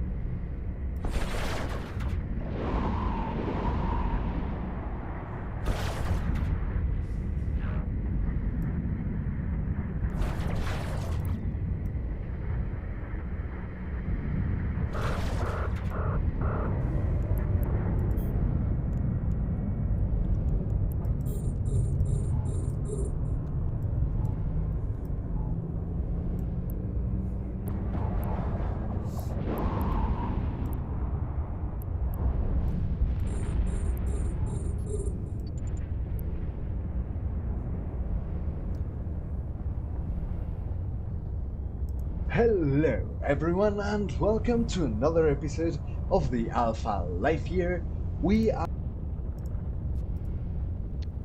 Okay, so today I'm going to talk about how to get more ISK per hour as a new The player capacitor is empty. than some of these people will tell you online. I've been playing for about a year, and I've come up with a solution, I guess you would say, to take care of your ISK needs quicker. So you're gonna grab yourself a venture and go to your skills. And mind you this, you get free 1,000,000 skill points as a new player if you haven't already used them. And you're gonna go to gas cloud harvesting and you're gonna get this bad boy up to 5. Okay, I don't believe you have to have Omega for gas cloud 5. So you can do this as an alpha. And are finally moving on with the next installment for our 0 to Billion series. And for this one, I think it's a very special episode because theoretically we have been able to pay for our gas hopping skill and ship with the 50 million ISK that they both cost us, just in order to be able to actually perform this activity and make the ISK. There is a little something I have to tell you. I had already pre-recorded this episode and the recording came out bad. My graphics card seemed to be having some issues, but fortunately we still have all the history for everything that we actually did during that recording. So let's actually take a very nice look at our wallet, and as you can see we are at 348 million, almost 49 million, which is really good. Of course I have done the project discovery for today. We're gonna talk about that in a second, and well, so far it's been actually great. You can see we have made 193 million, almost 194 million from mainly project discovery. You know, miscellaneous means project discovery, redeem ISK tokens, which we have already redeemed for today, and daily gold rewards 5 million ISK, which is really nice. Now for the sales, meaning the mining itself, how much we have actually made. Well, from asteroids being sold we have made 51, almost 52 million ISK. And for gas cloud harvesting we have sold 40 million ISK. Then why do I say that we have gotten very close to our 50 million ISK mark for actually having paid for our skill and our first ship? That's because we still have a little bit of gas that we can sell. However, let's view market details real quick, and as you can see in the price history, well, it took a very big dip. It's a very dangerous dip in my, according to me, because well, it has taken dips like this before, but not exactly as heavy. Yeah, it has. But the thing is that it's better if we hold off until the gas goes back up, which it should according to the history, and after that we can sell it, because right now selling it for 3,000 ISK a pop is not really worth it. We can sell it for 6,000, and I believe that with the normal prices we can actually, let's take a look at this one that is not so high, we can sell it for 5,000. So we really do want to wait a little bit on that before we actually end up selling it, because well, that can be 10 million ISK. However, if we sell it right now, we're definitely going to get a lot less, only 4 million ISK, and it's 42% below market value. So we do need to wait up a little bit just before we are able to sell that. However, since we made it this week, we are still going to consider it for this week. That's why we have theoretically made 50 million in celestial gas, which is really nice. Also, for some other stuff that we sold some special edition assets, meaning the flow cryometry rewards. I sold them like 8 of them, and we sold a module that we got from a crate from the air career program. And we also did sell some 2 drones, 2 Omega drones, Tech 1 mining drones, that apparently someone forgot in an asteroid belt while we were mining many episodes ago, and I believe, well, I thought this was a proper time to sell them, and they did sell, which is very nice. 23,000 ISK just off of that.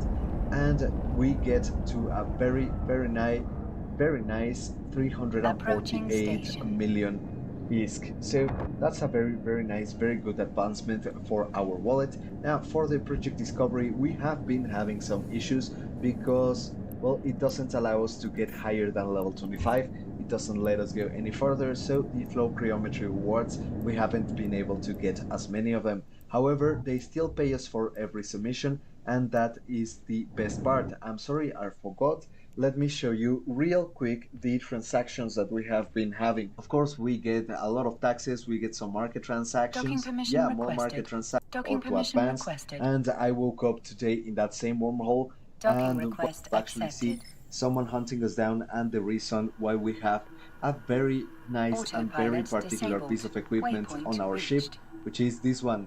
This warp core stabilizer just saved our lives a few days before, and as you can see, for the nice low price of 20,000 ISK, it can save you a 12 million ISK ship with some gas, even a 24 million ISK ship. So yeah, definitely do fidget if you're going to dangerous parts of space. So let's move on to that segment and we'll get back to you guys. So for this part of the recording, we're going to be doing a little bit of voiceover on top of it, just because, well, we have been having, as I told you, some technical issues, but as you can see here, we are in our high-sec system, actually hunting currently for a wormhole that's worth getting into.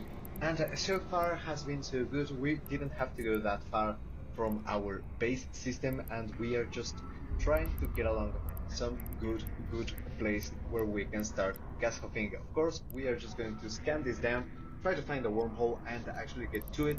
And for the certain part, I'm actually going to speed up the recording so that we can get to the commentary when the time comes.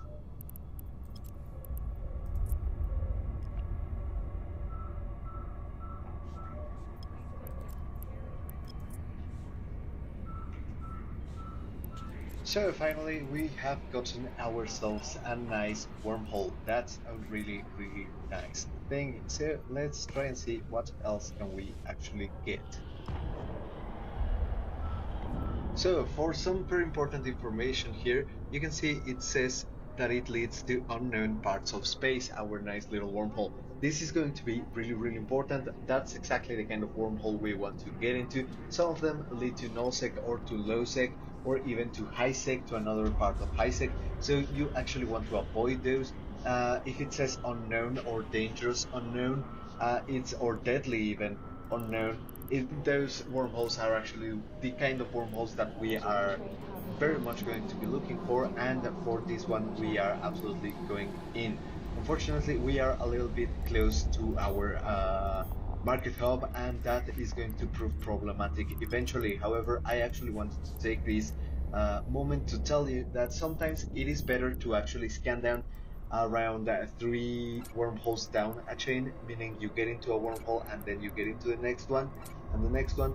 However, for this one, of course, the very important, you always have to save your home wormhole where you came into the wormhole.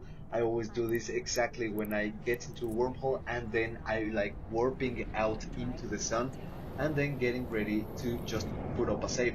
However, this is very incredibly important. It can save you a little bit of time, but it can also save your ship. It's really important that you do save where your wormhole, where your home wormhole is, where you came in from. For example, if you, like me, like to stay out in the wormholes for a little bit longer periods of time, maybe log off inside the wormholes, I really absolutely do recommend that you save the entrance wormhole, because you might actually leave, you know, log off to go to the restroom or something like that and didn't get back your probes. You can still get out. You just warp to 0 of that wormhole. You already know where it is. You warp to 0 of that safe space, and you just go back home, and that's it. So for now we are actually going to be scanning down some sites, and yeah, let's get on with that and see what can we get, and if this wormhole is actually worth staying.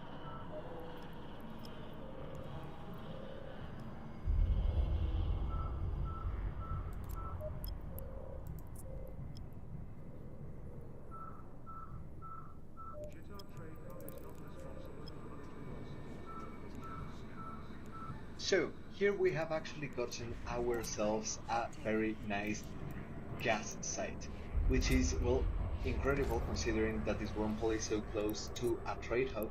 They are usually already, snapped.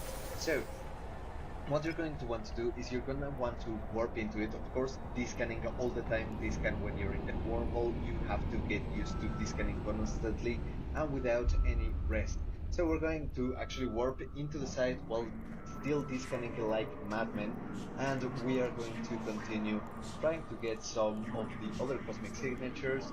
Of course, now that we are on site, we see the first thing we need to see is that there are no rats. We go into the mining tab and we select the cloud that we are actually going to be gas huffing from. We lock it down and we start our gas huffers. That's why we use this micro warp drive, which is a really great help, and I really do appreciate it quite a lot. However, we still need to be vigilant because the rats may just spawn. This is a moment, well, when I arrive to the site, is a moment when I start the timer that past the 15-minute mark, rats are going to spawn in. However, we are always trying to stay safe, trying to stay awake, but for those 15 minutes you can guarantee that you're a little bit safer, and that is really important. We are gonna try to go back to the general tab and stay on that general tab so that we can see if anybody joins us in our local space, in our site. Well, we are going to want to see them as soon as possible, and meanwhile I'm just going to continue descanning like a madman and continuing scanning down some sites to see if we get another gas site that we could probably or hopefully take advantage of.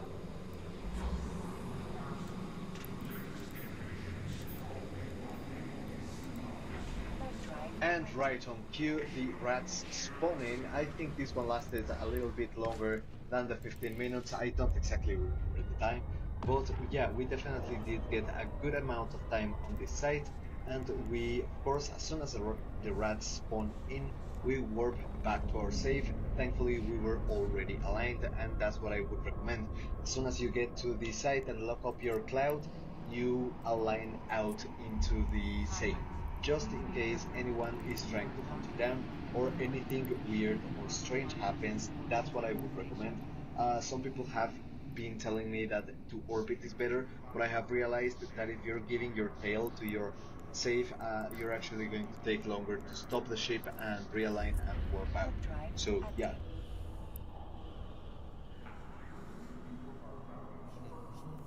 Please note, sleeping in public places is not allowed.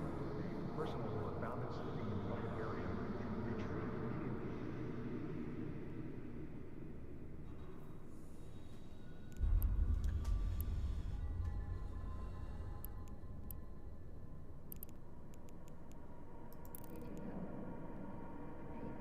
Your tastes are exquisite. Today's focus. Entertainment. Pirate activity seems highly unusual. Please fly safe as you enter the station.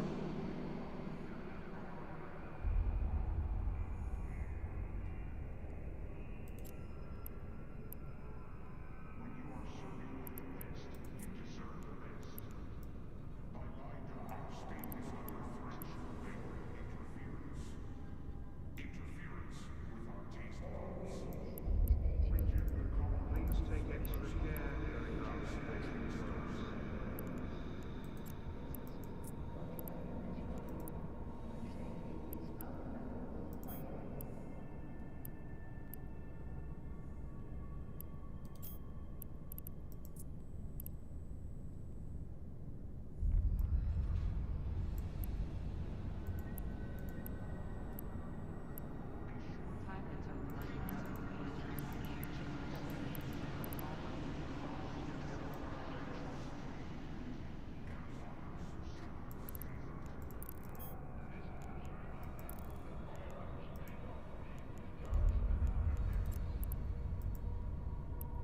Pilots, please be careful of the debris as you are undocking, and remember to turn your chute and armor hardness on before exiting the station.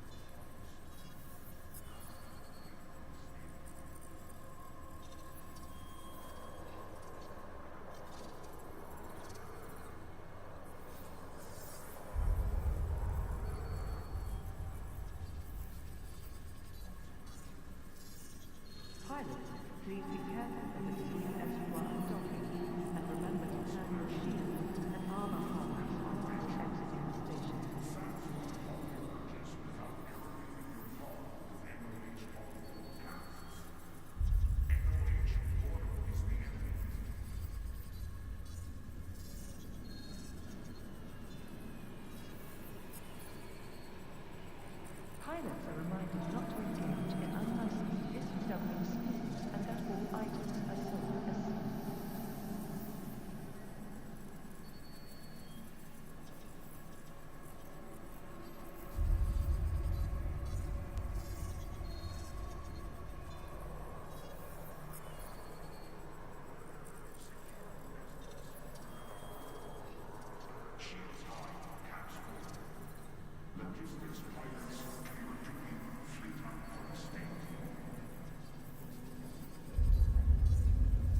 Please note, sleeping in public places is not allowed. Personal flora found that sleeping in a public area will be treated reasonably.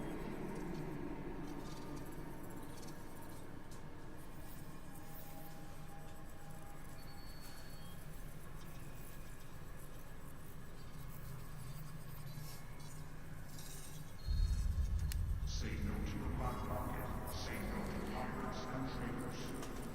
Trust CBD for fairly priced and stay away from the luxury imports.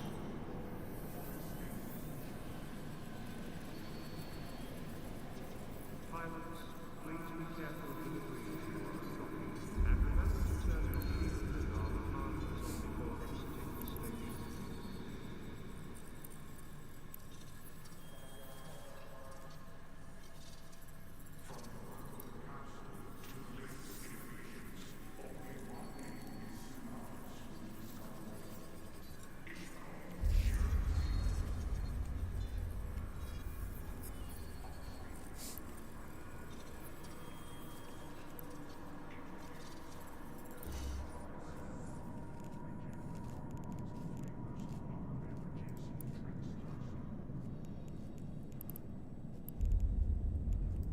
Please take extra care during our renovation works.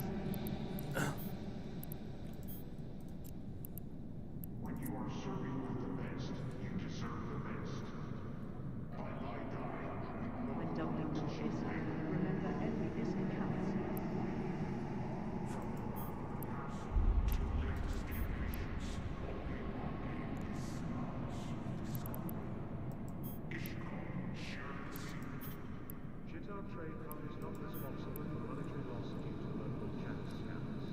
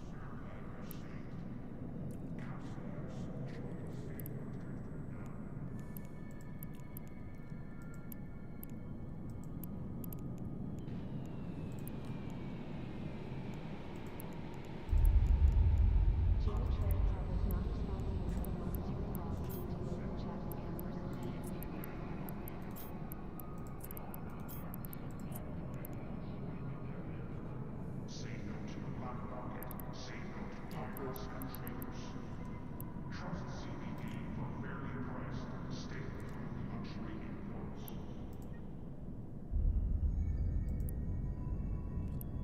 Pilots, please be careful of the debris as you are docking, and remember to turn your shield and armor harnesses before exiting the station. Tired of investing in structures just for them to be destroyed? Check out some resident planets and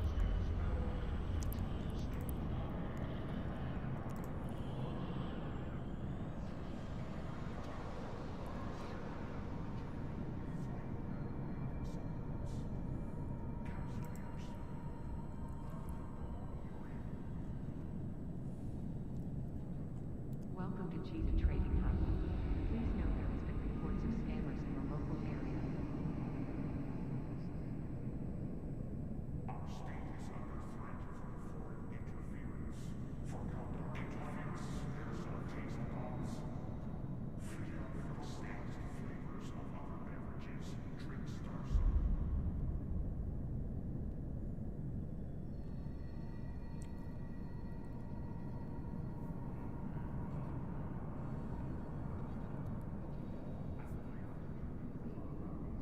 And welcome to...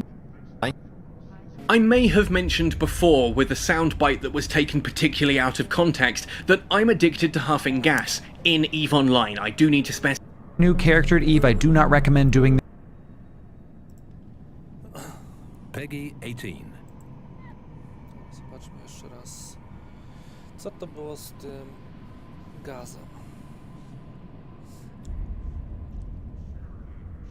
Welcome to G2 Trading. Please note there has been reports of scammers in the local area.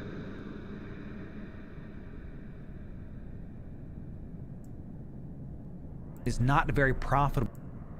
So go check that out and then come back to this video. Now once you get yourself some ISK, you're not going to buy this ship right away. You're going to start by getting the skill book required, and that's gas cloud harvesting. Now this book is pretty expensive depending on the day. It's going to run between 30 and 35 million ISK in Jeddah currently. This is one of the reasons we don't recommend it for a day one or even a month one new bro alpha. What you're going to do is have other activities, other systems. You can find some by watching the guides on this channel. And then once you're ready for something different, you dive into gas huffing. And a quick note, gas cloud harvesting isn't like other resource gathering skills. You'll notice we don't get percentage increases for increased gas cloud harvesting skills. Doing more that you've gotten your skill book, you've gotten trained up, it's time to dive into the fit. Now the total cost of this fit is going to be just under 17 million ISK. That's not counting the actual skill book itself. So the all in for this is going to be just over 50 million ISK. But don't worry, you're going to make that back in spades. Now this fit does three things really, really well. It huffs gas with our scoops, it scans down the gas signatures, and it's able to not be scanned down very effectively. Now, each one of these boxes represents a module grouping that's going to do those specific things. Let's talk about the blue box first. Now the gas cloud scoops are obviously how you're going to actually get the gas. You're going to be using tech 1s here because the other stuff is way too expensive and we want to make this approachable for an alpha character. You're also going to be taking this fit into dangerous areas. Wormhole space and nullsec, although you're going to prioritize wormhole space. You're going to scan down both the wormholes and the actual sites themselves with a core probe launcher coupled with two small gravity capacitor upgrades. We're going to augment your low skills so you can scan stuff down faster and more effectively. We'll talk more about how to scan down specific sites later in the video. Finally, we have some interesting little things for you to help you stay alive, and that's these right here. You're going to use your sensor boosters fitted with ECM scripts. This is going to make you much harder to scan down so that enemies that are trying to find you with combat probes can't find you as easy. We're going to talk more about anti-gang tips later in the video. Now there's one more module group we haven't talked about yet, and that's these right here. This is your micro warp drive as well as your nanofiber structure. Micro warp drive makes you go fast. You're going to orbit the gas cloud to make it harder to tackle you down, and the nanofiber structure is going to help your align time as well as your maximum speed. The final thing you're going to bring with you is two Hornet 1s. This is more of a defensive measure if there's another venture on belt. You're not actually going to be able to kill any rats with this or kill any players. These are basically there if you want to assert your dominance on some other weaker alphas. Weaker alphas? So you'd be the alpha of alphas if you force out another alpha venture? Do you follow me? Now the venture has a mining hold that you're going to get all the gas into. You can see this by right-clicking your venture, going to show info, attributes, going all the way down to the mining hold here. Now if you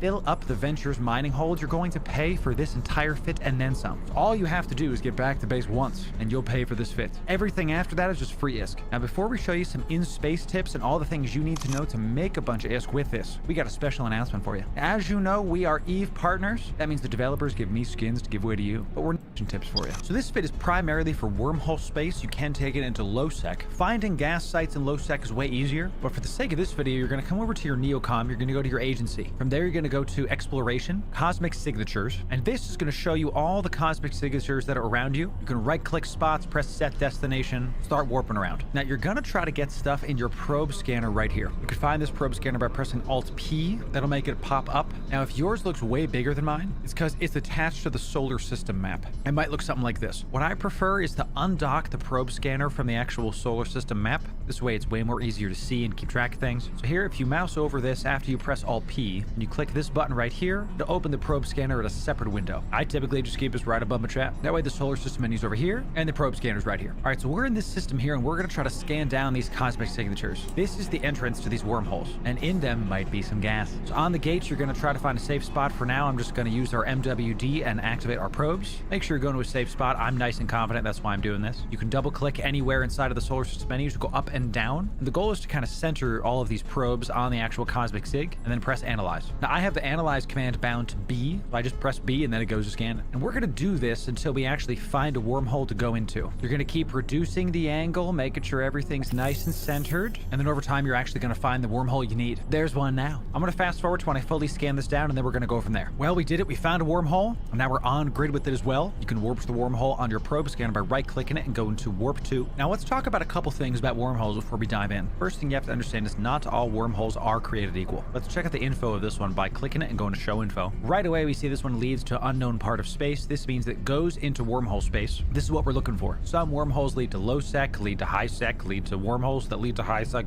It's all kinds of crazy. Next thing we want to look at is it's just beginning to decay. Final thing you want to look at is larger ships can pass through this wormhole. So this one might be a bit spicy if you're an alpha player. You might be facing battleships or something larger inside of this wormhole. So you don't necessarily want to go to the first one that you see, because as always, you are never safe in Eve. Wormholes are especially dangerous and you gotta tread lightly. Now again, we got a full wormhole guide coming up on the channel, so stay tuned for that. Now y'all, I want to pause for a sec because we gotta talk about something. I have been looking for a gas cloud for the past hour, and I just can't find one inside any wormholes. So let's make an agreement here, okay? I'm gonna keep giving you wormhole tips that I've used to mine gas in my venture. I'm gonna show you these tips while orbiting an asteroid or field, and you're gonna trust that I'm telling the truth, okay? I can't keep doing this, y'all. My wife is calling me. I have to make dinner. We just gotta make do, okay? So let's say you scan down the old wormhole, check its info, you see it's okay, you head inside. Once you're inside, you're gonna use the probe scanner again to scan down any gas sites. Now in wormholes, gas sites are not just gonna be warpables like you would see in any old overview. They're gonna be only on the probe scanner. This is one of the reasons we have the double gravity capacitor upgrades. You're gonna be doing a lot of scanning in this fit. Again, all you need to do is find one gas site to make it worth it. Once you find a gas site, you are gonna be Googling the gas site's name. For example, let's say you find a minor perimeter reservoir inside of the old wormhole. Now, a lot of these sites are going to have gas in them, but they're going to have certain triggers when sleepers are going to come in. This one has 2 cruisers that spawn in. Now, the big one that you're looking for is going to be the instrumental core reservoir. These are going to be in C5 or C6 type wormholes, and these have battleships orbiting around. Lauru, battleships, I'm just an adventurer. What are you thinking? Hear me out, hear me out. These battleships are super slow, and you're going to use your MWD to outpace them. They're not going to be able to touch you. They're going to orbit the gas cloud, fill up your bay, and get out with the loot. This is also some extremely valuable gas, that said. So make sure you're Googling the name of the site that you find and checking to see what the mobs are, what their triggers are, all that good stuff. So once you get to a gas site you can actually do, you've made sure that the mobs aren't there, you're orbiting the gas cloud, you're huffing away. The final thing you have to do is activate these 2 modules here. Now these sensor boosters, like we were talking about before, they make it so you're very difficult to scan down with the combat scanner. And this is the start of the anti-gank tips of this video. Because just because you're hard to scan down doesn't mean you're not unscannable. You're going to be using the D-scan, that's the directional scanner right there. The default keybind is V for this, and it's going to show you all the ships that are in the area. Now, if you see any ships, you need to start thinking about getting the hell out. You're an adventurer, you're made of paper, so they're going to know that you're full of loot, and they're probably coming to get you. Remember, in wormhole space, there's no local chat. There's no way for you to see names as they warp in and out. So the D-scan is going to be your best friend. If you watch the D-scan, huff at the right times, avoid the mobs, think like a ghost, play like a ghost, nobody's going to see you. And as a fun story, I actually used this as my first way to make 100 million ISK. Back in the day, I was super poor and I didn't really have a good way to make money, and I was really looking for a good break. And gas mining in a wormhole was that break. So if you want to be able to make all the ISK there is, make sure you sub to the channel right here. We do both alpha and omega content. Our full gas huffing guide is right here. Check those out for all the fantastic ships. And y'all, as of the recording of this video, we have passed 7,600 subs. Thanks so much, everybody. The community's killing it. Hope y'all have a great day, and we'll see you in the next one.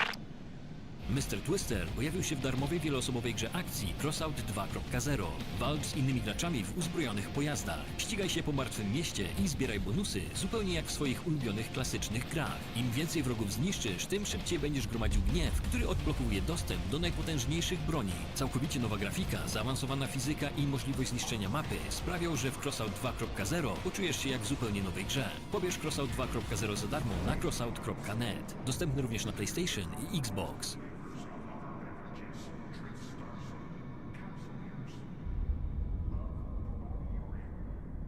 Weź kanefron, weź kanefron, weź kanefron. O, super. A potem ja zaskoczona czytam lek o wielokierunkowym działaniu i naturalnym składzie. O, to mogłaby być nawet udana reklama. No, tylko musiałaby tu być kamera i nas nagrywać, jak sobie gadamy. O no.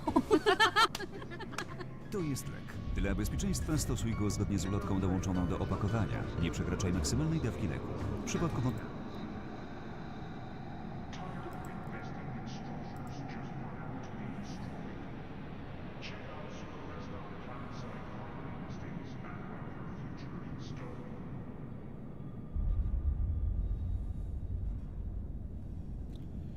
Dobra, na razie kończymy. Ja muszę sobie pooglądać jeszcze parę rzeczy.